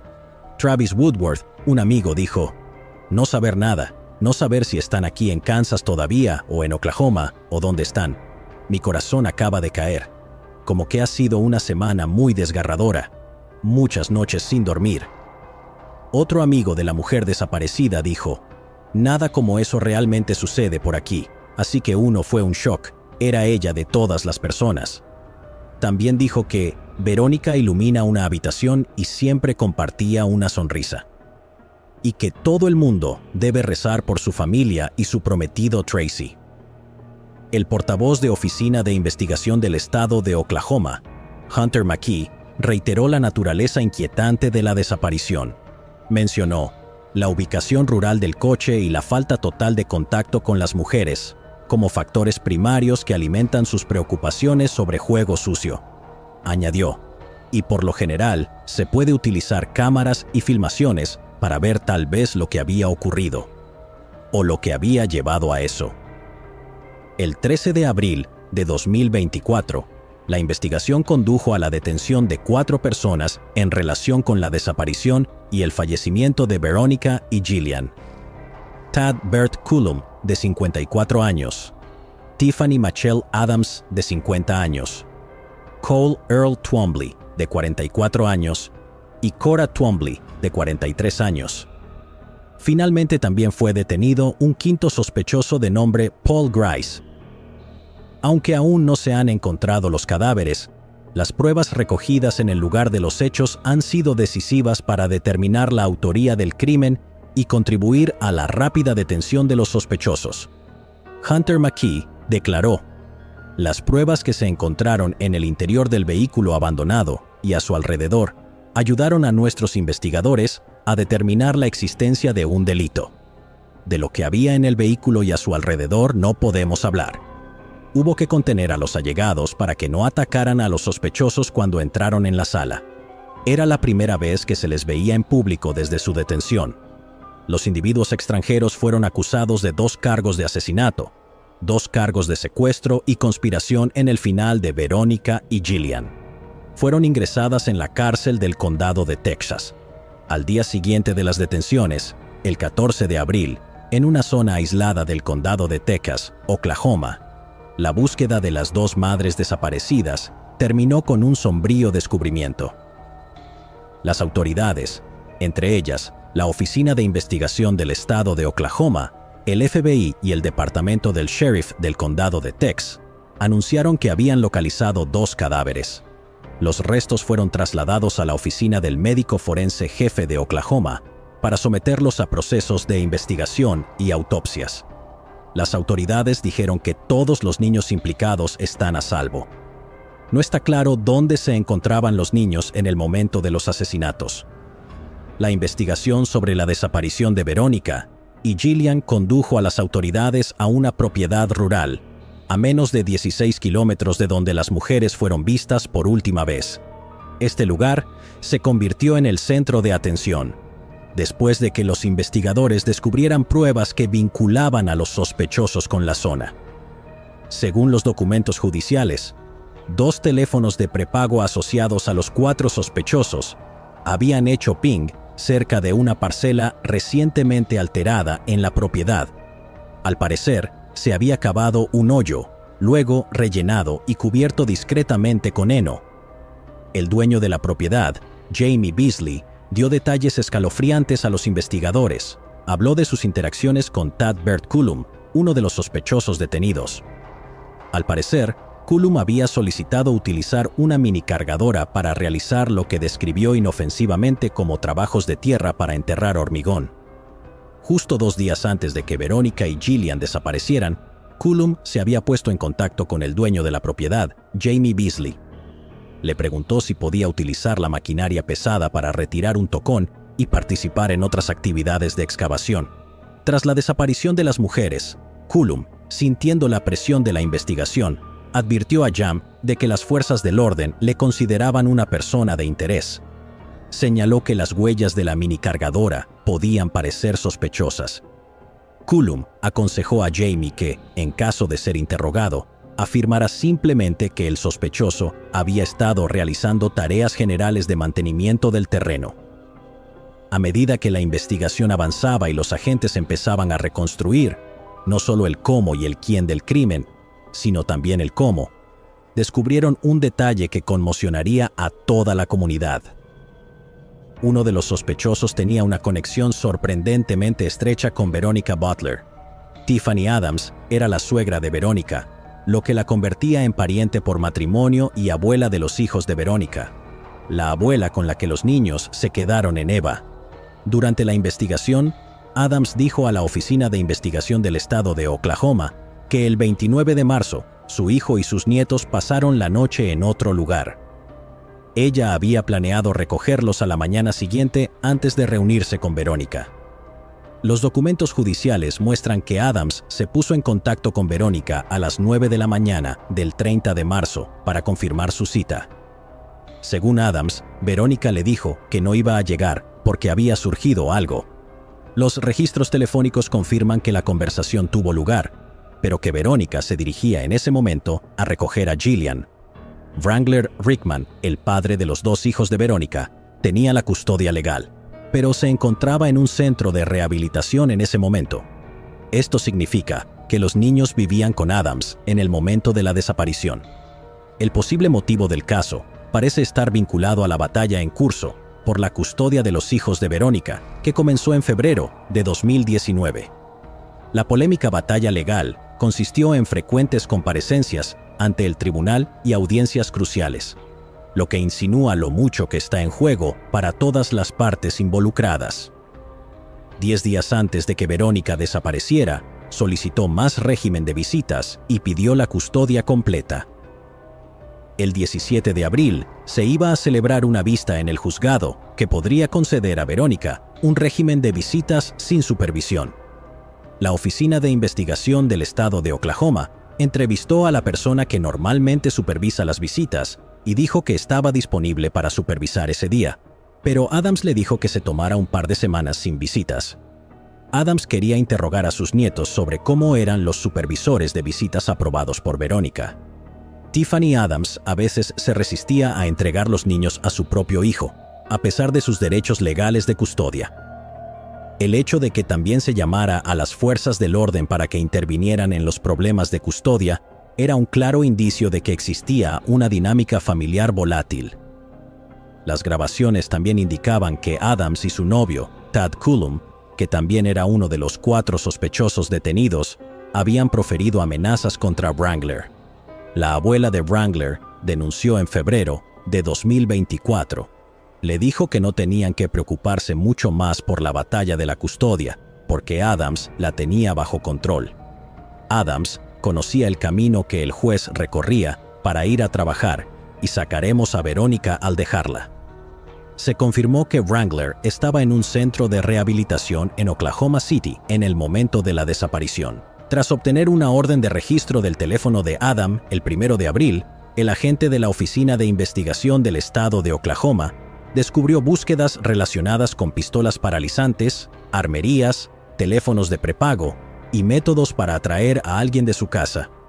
Una búsqueda en armerías locales mostró que Adams había comprado 5 pistolas paralizantes el 23 de marzo y 3 teléfonos móviles de prepago en Walmart.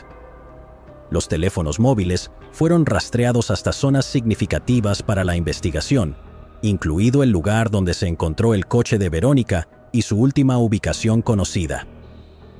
El 30 de marzo, entre las 10:16 y las 10:35 de la mañana, 2 de estos teléfonos fueron rastreados hasta un pastizal remoto, donde eran evidentes las pruebas de una reciente alteración del suelo. Se encontró un agujero enterrado cubierto de heno a unos 13 kilómetros del último lugar conocido de Verónica y Gillian, en un periodo de tiempo que coincide con la desaparición de las 2 madres. Todos los sospechosos pertenecían a un grupo antigubernamental llamado Los Inadaptados de Dios, que se reunía regularmente en casa de los 2. El 30 de marzo, su hija de 16 años se dio cuenta de que Cora y Cole Twombly no estaban en casa, pero regresaron hacia el mediodía. Al parecer, se habían llevado una camioneta Chevrolet azul y gris. Después de regresar, pidieron a su hija adolescente que limpiara el interior de la camioneta. También dijo a los investigadores que su madre admitió que ella y su padre habían bloqueado la carretera para interceptar a Verónica y Gillian. Luego, los dirigieron hacia donde esperaban Adams, Cullum y Grace. Cuando le preguntaron por qué Gillian tenía que ser asesinada también, Cora lo justificó diciendo que Gillian no era inocente porque apoyaba a Verónica. Cuando se le preguntó si los cuerpos fueron escondidos en un pozo, la críptica respuesta de Cora fue algo así. Su hija también habló de intentos anteriores de acabar con la vida de Verónica Butler en los alrededores de Hugoton en febrero de 2024. Estos intentos incluyeron una estrategia para atraer a Verónica Butler al exterior, una táctica reflejada en la búsqueda web encontrada en el teléfono de Adam. Cora también describió un plan para simular un accidente, dejando caer un yunque a través del parabrisas de Butler. Este tipo de incidentes se producían habitualmente al pasar por delante de vehículos de trabajo. Los fiscales afirman que había habido muchos intentos de acabar con la vida de Verónica. Otros documentos judiciales muestran los años de agitación entre Verónica y Adams. Los esfuerzos para asegurar una orden de protección no obtuvieron la aprobación de un juez. KSN habló con Clinton Butler, el padre de Verónica. Cuando se le preguntó si sentía que el sistema de justicia le había fallado a su hija, respondió 100%. El 28 de abril se celebró un servicio de celebración de la vida de Gillian y el 3 de mayo de Verónica. Grice, de 31 años, hizo su primera aparición en la corte en el condado de Texas, Oklahoma, el 1 de mayo de 2024. No está claro por qué la policía no detuvo a Grice cuando detuvieron a los demás. Su detención se produjo 9 días después. Él admitió haber participado en la planificación, el asesinato y el entierro de Verónica y Gillian. Durante la vista, se le denegó la libertad bajo fianza. Según la moción, la decisión se basó en 3 razones. La prueba de culpabilidad es evidente. Se cree que ha cometido delitos violentos y se enfrenta a una pena máxima de cadena perpetua o cadena perpetua sin libertad condicional. Recibirá un abogado de oficio, ya que, según dijo, no puede permitirse contratar a uno propio. Según la declaración jurada de Adams, también hizo una declaración grabada a las fuerzas del orden, indicando su responsabilidad en el asesinato del fallecido. Verónica y Gillian eran más que víctimas de un caso sensacionalista. Eran personas con esperanzas, sueños y seres queridos. Este caso sirve para recordar el devastador impacto que tiene el delito en las víctimas y sus familias, que va mucho más allá de los titulares y las salas de los tribunales. Para el público y los seres queridos de las víctimas, la espera del juicio y su resultado puede ser un periodo agonizante lleno de incertidumbre. A medida que se desarrolla el proceso legal, deben lidiar con la lentitud de los procedimientos judiciales. A menudo, puede parecer frustrantemente lento, en comparación con el impacto inmediato y la conmoción emocional causados por el delito. La esperanza de todos es que se haga justicia para Verónica Butler y Gillian Kelly.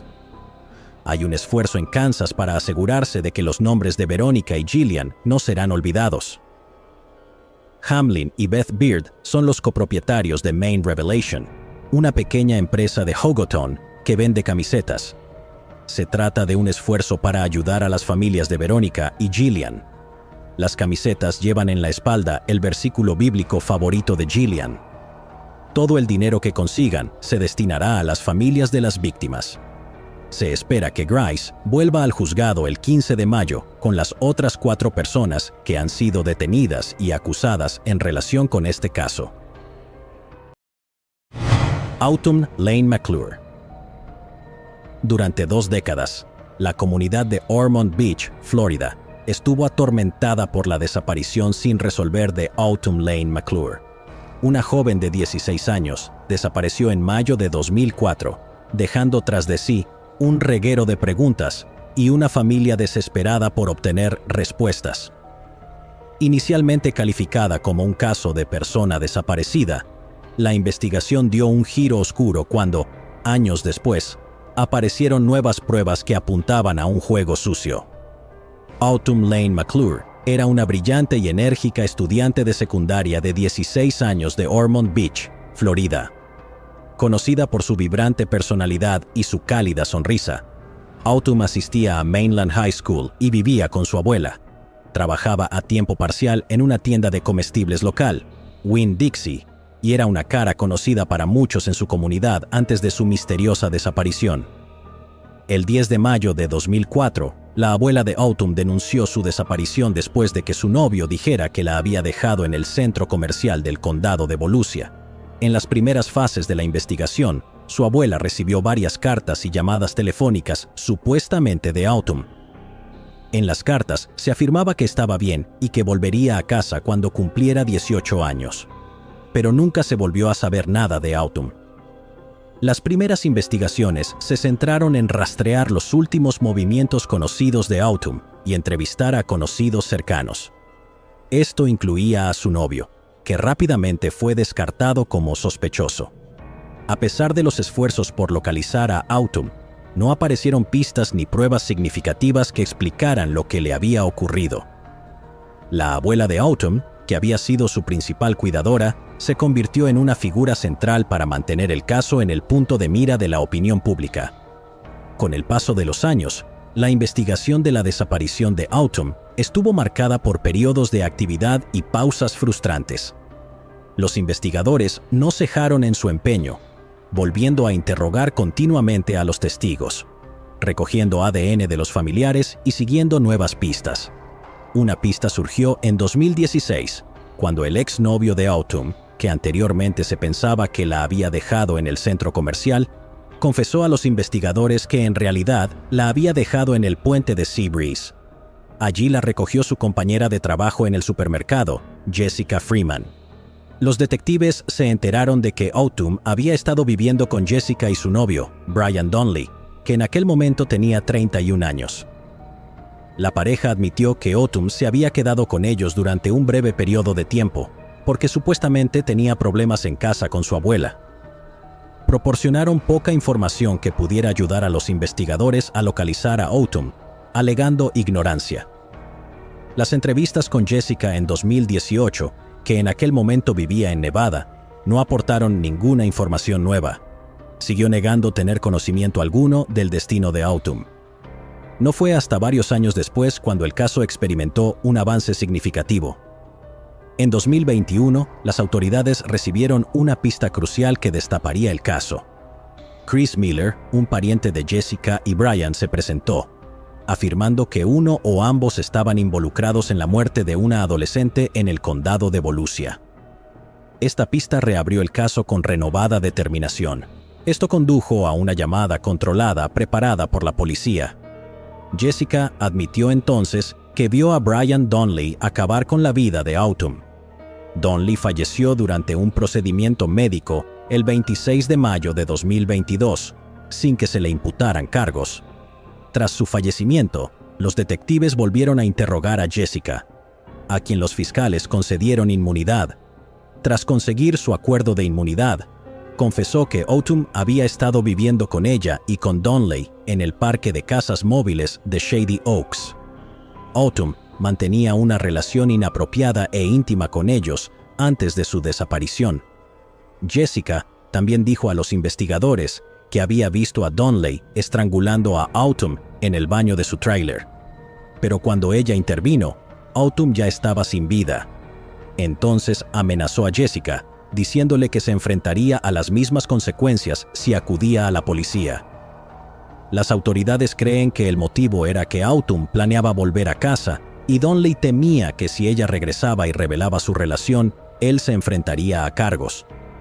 Jessica también proporcionó a los investigadores información crucial sobre el lugar donde sería enterrado el cuerpo de Autumn. Ella señaló el lugar a la cuadra 1300 de Hand Avenue en Ormond Beach. Recordó cómo Brian Donnelly había revisado la propiedad a finales de 2021 o a principios de 2022. Parecía satisfecho al descubrir que se estaba construyendo una nueva casa sobre la zona, donde supuestamente había escondido el cadáver de Autumn. En 2002, las autoridades pudieron cooperar con el nuevo propietario de una casa remolque en la propiedad para realizar una excavación. Utilizando un radar de penetración en el terreno, los investigadores encontraron irregularidades en el suelo debajo de donde una vez estuvo la caravana. 20 años después de su desaparición, en 2024, la meticulosa búsqueda permitió a los investigadores recuperar el 99.9% de los restos de Autumn. El hallazgo de sus restos ha ofrecido una pequeña sensación de paz a su hermano gemelo y al resto de sus familiares vivos, que han soportado años de incertidumbre y dolor. Aunque la recuperación de sus restos y la confesión de Jessica proporcionan respuestas largamente esperadas, también da a la familia la oportunidad de llorar y honrar la memoria de Autumn como es debido. Aunque la justicia, en un sentido tradicional, es inalcanzable debido al fallecimiento previo de Donnelly, conocer el destino de Autumn, por terrible que fuera, permite cerrar un capítulo que ha perseguido a su familia durante casi 2 décadas. El sheriff de Volusia, Mike Chitwood, dijo lo siguiente: «Lo triste es que nunca se enfrentará a este mundo por el mal que hizo. Le pido a Dios que cuando dé su último suspiro tal vez tenga una visión de hacia dónde se dirigía». Karen Snyder. La vida de una joven fue brutalmente cegada y su familia quedó afligida sin respuestas. Karen Snyder era una joven de 18 años de edad conocida por su naturaleza cariñosa y alegre, una madre muy dedicada y una cara amable en su comunidad. La calidez y amabilidad de Karen dejaron una huella imborrable en todos los que la conocían. Sin embargo, su vida dio un giro trágico e inesperado la noche del 12 de noviembre de 1966. Su marido la encontró sin vida en su casa de Calumet City, Illinois. Karen había sufrido unas 120 puñaladas en el pecho, el cuello, los hombros, los brazos, las piernas y la cabeza. La brutalidad de la agresión se hizo aún más evidente por los hematomas que presentaba en la cara y las manos, así como por las múltiples costillas fracturadas. A pesar de la ferocidad de la agresión, su bebé llamada Paula, de 2 años y 12 meses, quedó ilesa en su Moisés, un testigo silencioso del espantoso crimen. Uno de los portadores del féretro, James Barbier, era amigo de Karen y de su marido. Tenía heridas visibles y esto levantó cejas entre los asistentes. Tras el funeral, James fue detenido por su muerte. Sin embargo, a pesar de la detención, nunca fue acusado formalmente. Las autoridades se mantuvieron herméticas sobre cualquier posible motivo que pudiera haber tenido para cometer un acto tan atroz. Su falta de comunicación no hizo sino aumentar la nube de misterio que rodeaba la trágica muerte de Karen, dejando a amigos y familiares desesperados por obtener respuestas y justicia.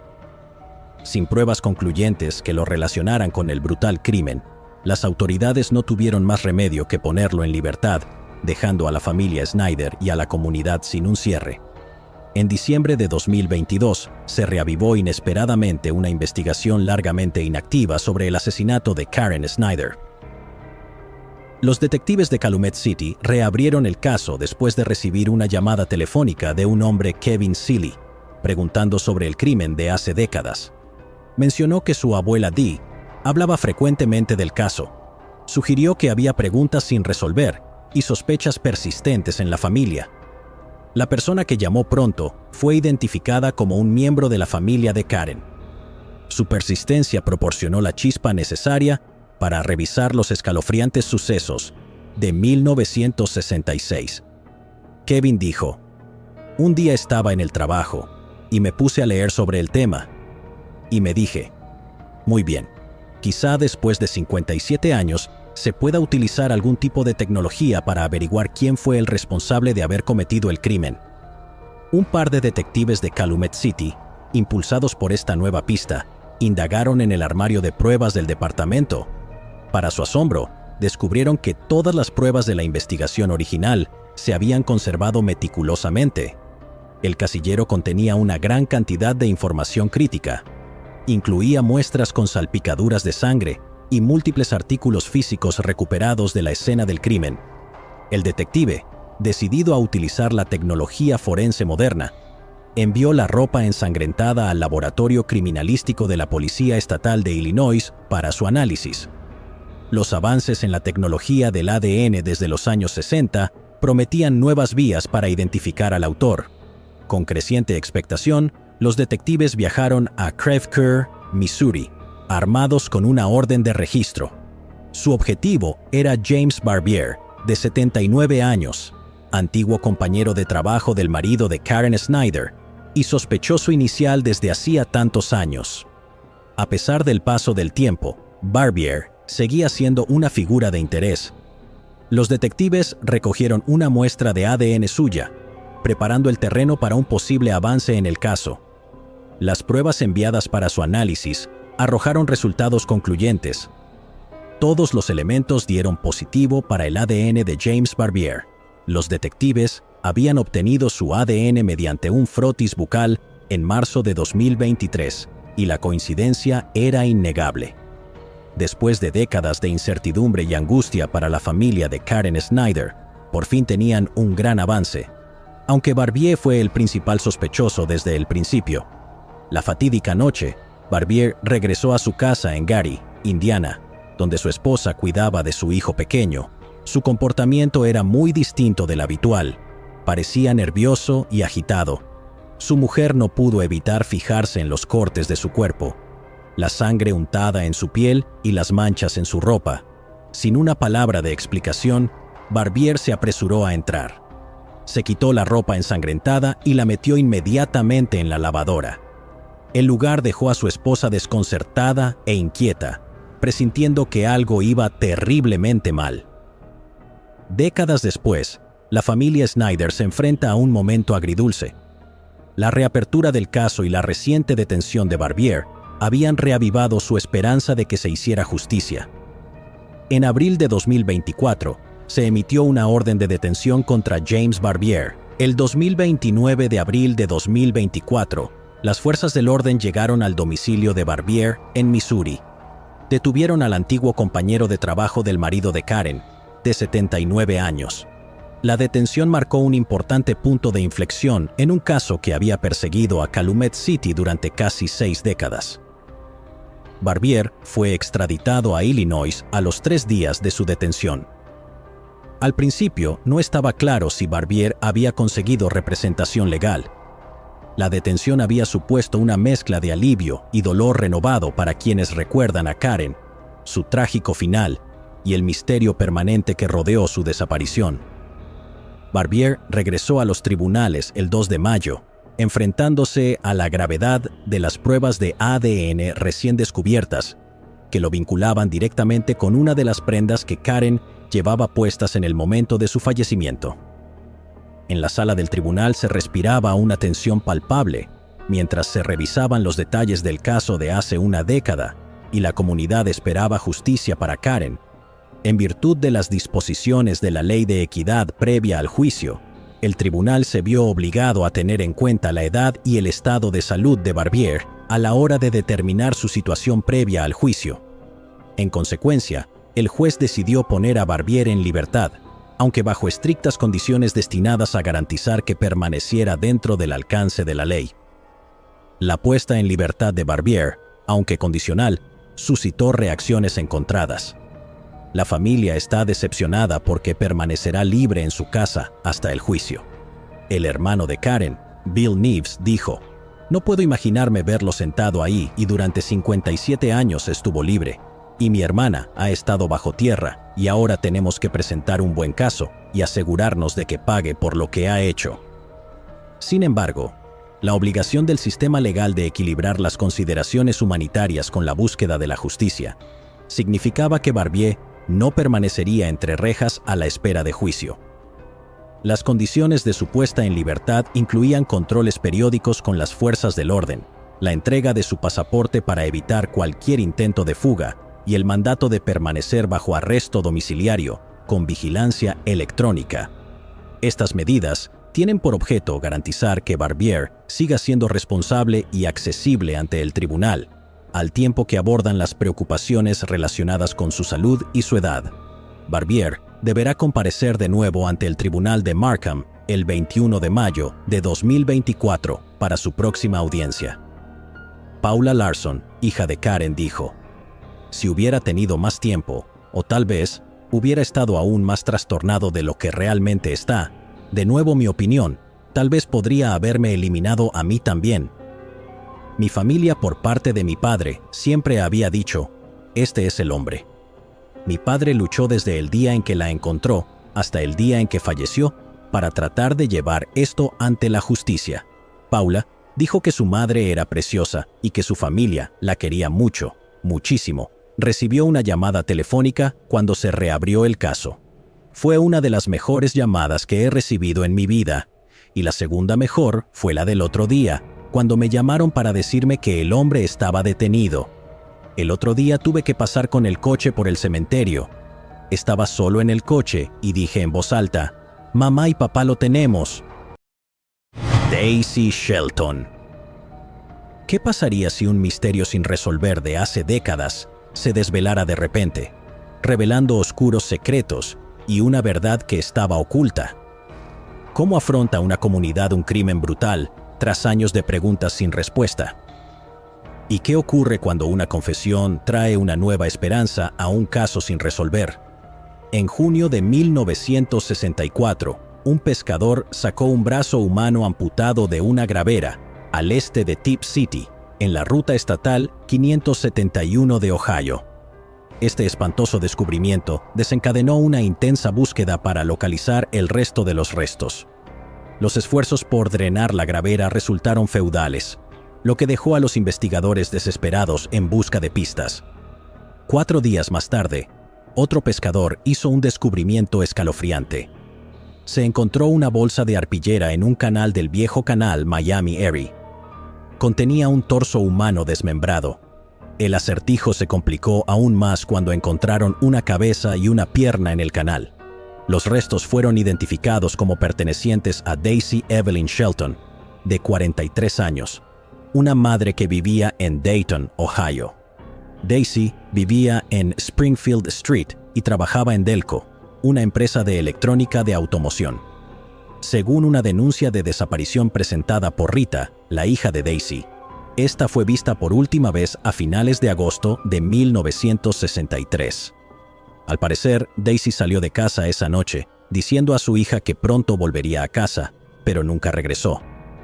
Daisy era conocida por cuidar de los que la rodeaban y era considerada una persona servicial entre su familia.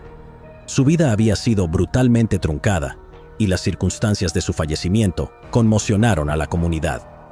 A pesar del fervor inicial de la investigación, las pistas se agotaron rápidamente y el caso se enfrió. Pasaron décadas sin que se resolviera, hasta que en 2017 se produjo un giro inesperado en el caso. En un giro que solo podría describirse como del destino, un hombre que temía estar cerca de su fin en la cama de un hospital hizo una sorprendente confesión a una enfermera. Afirmó haber presenciado el asesinato de Daisy Shelton. Su temor a una muerte inminente le había obligado a desahogar su conciencia, revelando secretos largamente enterrados por el tiempo. Milagrosamente, el hombre sobrevivió, y los detectives, aprovechando la oportunidad, realizaron una serie de entrevistas con él. El testigo, cuya identidad se mantuvo anónima por su protección, relató una historia desgarradora.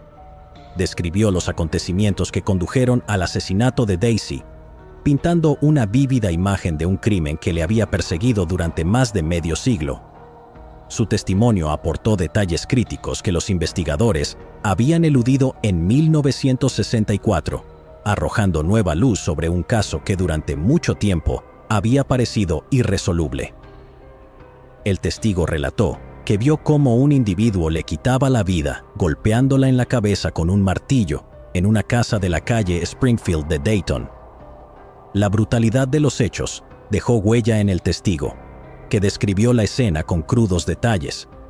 Después del golpe inicial, Daisy Shelton fue desmembrada en la casa por 2 hombres más. Las partes de su cuerpo fueron luego descartadas en varios cuerpos de agua en y alrededor de Tipp City. Efectivamente, la dispersión de las pruebas hizo que la investigación fuera más difícil para las autoridades de la época. Solo la persona que utilizó el martillo fue nombrada sospechosa, cooperó con los detectives y accedió a múltiples entrevistas. Al principio, negó vehementemente conocer a Daisy Shelton, a pesar de que vivían en la misma calle y trabajaban para el mismo empleador. En una entrevista realizada en agosto de 2051, la fachada del sospechoso empezó a resquebrajarse. A regañadientes admitió conocer a Daisy, un avance significativo en la investigación. A medida que avanzaban los interrogatorios, los detectives reconstruían meticulosamente los movimientos del sospechoso y sus interacciones con Daisy. Descubrieron incoherencias en sus declaraciones y lagunas inexplicables en su coartada para el momento del asesinato de Daisy. La presión aumentó a medida que las pruebas forenses, combinadas con el relato detallado del testigo, dibujaban un cuadro cada vez más condenatorio de la implicación del sospechoso. Los detectives exploraron la posibilidad de venganzas personales, disputas financieras y otros motivos que podrían haber llevado a su brutal asesinato. Para construir un caso completo, los detectives recurrieron a técnicas forenses modernas. Volvieron a examinar la bolsa de arpillera y otras pruebas físicas, con la esperanza de encontrar restos de ADN o huellas dactilares que pudieran vincular irrefutablemente al sospechoso con el crimen. Los avances de la ciencia forense les permitieron analizar las pruebas con una precisión inimaginable en 1964. Simultáneamente, la respuesta de la comunidad al caso reabierto fue variada. Para algunos, la reaparición de un crimen tan horrible les trajo recuerdos dolorosos. La cobertura mediática del caso se intensificó, y muchos en Dayton y Tipp City siguieron de cerca los acontecimientos. El propio sospechoso sacó el tema de la caja voluntariamente, sugiriendo que podría explicar por qué su ADN podría encontrarse en ella. Afirmó que todo era una mentira, exagerada por el testigo presencial para implicarle. A pesar de su intento de desviar las sospechas, admitió que la caja había estado efectivamente en su casa de la calle Springfield. El sospechoso admitió que una caja de su casa había sido utilizada para transportar las partes del cuerpo de Daisy. Esta admisión fue un avance decisivo. El sospechoso admitió además que era posible que Daisy hubiera perdido la vida en su casa. Esto supuso un cambio significativo con respecto a sus respuestas anteriores, alineándose más estrechamente con el relato del testigo. Estas admisiones, combinadas con las pruebas forenses, reforzaron el caso contra él. El sospechoso confesó que parecía ser culpable y que posiblemente sería condenado en el juicio. Admitió que las pruebas acumuladas, su conexión con la caja, el lugar del asesinato y su relación con Daisy, pintaban un cuadro condenatorio. A pesar de sus afirmaciones de haber sido incriminado, sus propias declaraciones habían consolidado inadvertidamente su condición de principal sospechoso en el caso de Daisy. Los detectives continuaron construyendo su caso, reconstruyendo la cronología de los acontecimientos que condujeron a la muerte de Daisy. Analizaron los antecedentes del sospechoso y continuaron buscando antecedentes de conducta violenta u otros posibles motivos. A la luz de las nuevas pruebas y de las confesiones parciales del sospechoso, los argumentos en su contra cobraron fuerza. La fiscalía se preparó para presentar un relato exhaustivo que abarcaría el testimonio de los testigos, los hallazgos forenses y las propias declaraciones incriminatorias del sospechoso. El objetivo era proporcionar un argumento claro y convincente que condujera a una condena y llevara finalmente la justicia a Daisy Shelton. El testigo declaró en una vista ante el gran jurado, pero perdió la vida antes de que el sospechoso pudiera ser procesado. El sospechoso, cuyo nombre no se dio a conocer, falleció en septiembre de 2022 a la edad de 92 años. A pesar de su fallecimiento, la audiencia del gran jurado aportó datos cruciales sobre el caso. Revelaron la profundidad de la investigación y las convincentes pruebas reunidas contra él. El testimonio del sospechoso y los hallazgos se documentaron meticulosamente, garantizando que la historia de Daisy Shelton no se desvaneciera en el olvido. Los funcionarios encargados de hacer cumplir la ley y expertos jurídicos analizaron el testimonio del sospechoso y las pruebas acumuladas. Se esforzaron por reconstruir un relato completo del crimen, llevado del testigo ocular que rompió su silencio después de tantos años. Fue decisivo para reavivar el caso. Su detallada confesión, junto con las reticentes admisiones del sospechoso, solidificaron la narración del trágico final de Daisy Shelton. Aunque la muerte del sospechoso impidió la celebración de un juicio formal, la transparencia de la investigación aportó cierto consuelo a la comunidad. Las declaraciones públicas de los detectives afirmaron que se había hecho todo lo posible por descubrir la verdad y sacar a la luz la justicia.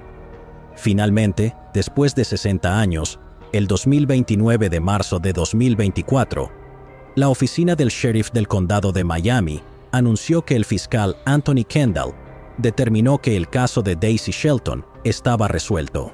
Ellos decidieron esto debido a la confesión del sospechoso, que ahora ha fallecido, así como otras evidencias. La nieta de Daisy, Maria Walling, dijo que su padre, Rodney, También falleció antes de saber lo que le había pasado a su madre. María dijo: nunca encontraron la pierna derecha cuando encontraron todas las partes del cuerpo, y eso realmente lo estropeó. Sabe los nombres de los hombres implicados en el asesinato de su abuela, pero los agentes no quieren darlos a conocer. Por fin han encontrado a los autores. Eran 3. Me voy a sentir mal por las familias que se van a enterar de cómo le quitaron la vida a mi abuela. Y aunque la familia tiene respuestas sobre quién fue el responsable de acabar con la vida de Daisy, la policía aún no ha confirmado un móvil.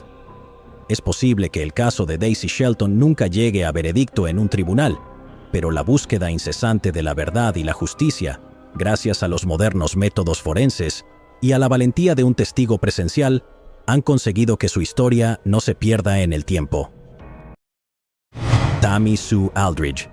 ¿Se ha preguntado alguna vez cómo un trote rutinario en una mañana serena puede convertirse en una pesadilla que persigue a una comunidad durante más de 4 décadas? Tammy Sue Aldridge era una vibrante estudiante universitaria de 20 años. Era muy conocida por su contagiosa sonrisa y su pasión por el footing. La vida de Tammy personificaba la inocencia y la promesa de la juventud, llena de sueños y ambiciones para el futuro. Su dedicación al fitness era bien conocida entre sus amigos y familiares.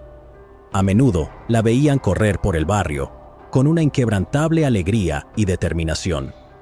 El 30 de junio de 1979, Tammy fue secuestrada mientras salía a correr, cerca de Jim Barnwell Road, en Burlington, Carolina del Norte. El sereno sendero bordeado de árboles que Tammy había recorrido innumerables veces se había convertido en el escenario de un horrible crimen. Su repentina desaparición desencadenó una búsqueda inmediata e intensiva por parte de las fuerzas de seguridad locales y de los preocupados miembros de la comunidad. Pero la esperanza se convirtió rápidamente en pavor, ya que pasaban las horas sin que hubiera rastro de Tammy. En un giro escalofriante, al día siguiente de su secuestro, Tammy consiguió llamar por teléfono a casa. Su voz, aunque llena de miedo, trajo una momentánea sensación de alivio a su familia. Al día siguiente pudo volver a llamar a casa, con un tono que contenía una inquietante mezcla de esperanza y desesperación. El investigador Dan Denton declaró que la joven había dicho a su familia que se encontraba bien y que con suerte volvería a casa. Su familia se aferraba a la débil esperanza de que estas llamadas significaran que seguía viva y que podrían rescatarla. Las fuerzas del orden intensificaron sus esfuerzos y coordinaron una amplia búsqueda e investigación. La agonía de no conocer su destino pesaba mucho sobre sus seres queridos. La comunidad se unió, unida en su determinación de encontrar a Tammy y traerla a casa sana y salva. Por desgracia, este breve y desgarrador contacto fue la última vez que se supo de Tammy antes de su trágico final. La encontraron el 3 de julio. Su cuerpo yacía en medio de la carretera 54, una visión inquietante que marcaría para siempre la memoria de quienes la descubrieron. Una visión inquietante que marcaría para siempre la memoria de quienes la descubrieron. Tammy tenía los tobillos atados y marcas de quemaduras que indicaban que le habían atado una cuerda alrededor de las manos y el cuello. Llevaba los pantalones cortos al revés y la camisa al revés, lo que indicaba que le habían puesto la ropa después de morir. La brutalidad de sus últimos momentos era evidente. Había sido agredida. Cuando la encontraron, su cuerpo aún estaba caliente, lo que indicaba que había estado viva hasta poco antes de su descubrimiento. La autopsia determinó que perdió la vida por estrangulamiento. Los truculentos detalles del asesinato conmocionaron a la comunidad y dejaron a su familia sumida en un profundo dolor y horror. A pesar de la intensa investigación que siguió, nunca se acusó ni detuvo a ningún sospechoso en el caso de Tammy. La falta de pistas y pruebas concretas dejó frío el caso.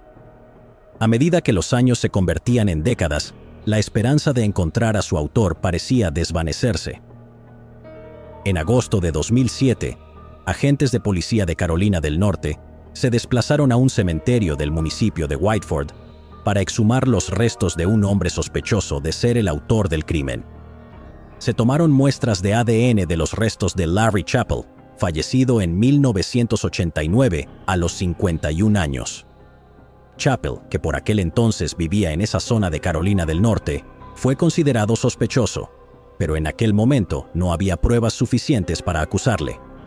Las muestras de ADN no coincidían con las tomadas del cuerpo de Tammy.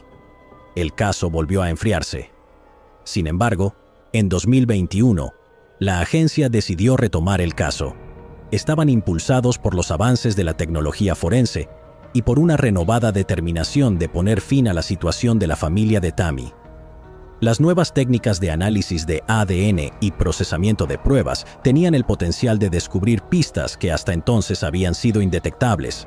Los investigadores esperaban que estos avances pudieran revelar finalmente la identidad del agresor de Tammy y cerrar el caso para siempre.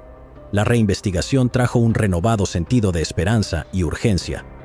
Un nuevo investigador empezó a buscar en archivos antiguos. El sheriff Terry Johnson dijo: "Este hombre fue capaz de encontrar un nombre que nadie había visto en el archivo. Solo un trozo de papel con un nombre". El sargento Dan Denton reabrió el caso. Dijo: "Encontrar este nombre fue lo más importante, ya sabes, una vez que tienes un nombre, una vez que tienes una pista, una vez que tienes algo para seguir. Eso es lo que te impulsa a seguir cavando, y cavando, y cavando". El jueves 4 de abril de 2024, la oficina del sheriff del condado de Alamance hizo un anuncio crucial. La vida de Tammy Sue Aldridge fue arrebatada por Gary Lane Laframboise.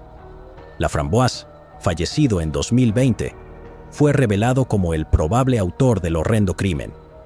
Tenía unos 19 años en el momento del fallecimiento de Tammy. Vivía en Graham, una pequeña ciudad a pocos kilómetros de donde se descubrió el cuerpo de Tammy. Su proximidad a la escena del crimen y su historial delictivo dibujaban un panorama inquietante. Apenas 3 meses después de la muerte de Tammy, Laframboise fue detenido por un secuestro no relacionado y por hacerse pasar por un agente de policía. Mientras estaba bajo custodia, también cometió una grave agresión contra un agente de detención, lo que consolidó aún más sus tendencias violentas.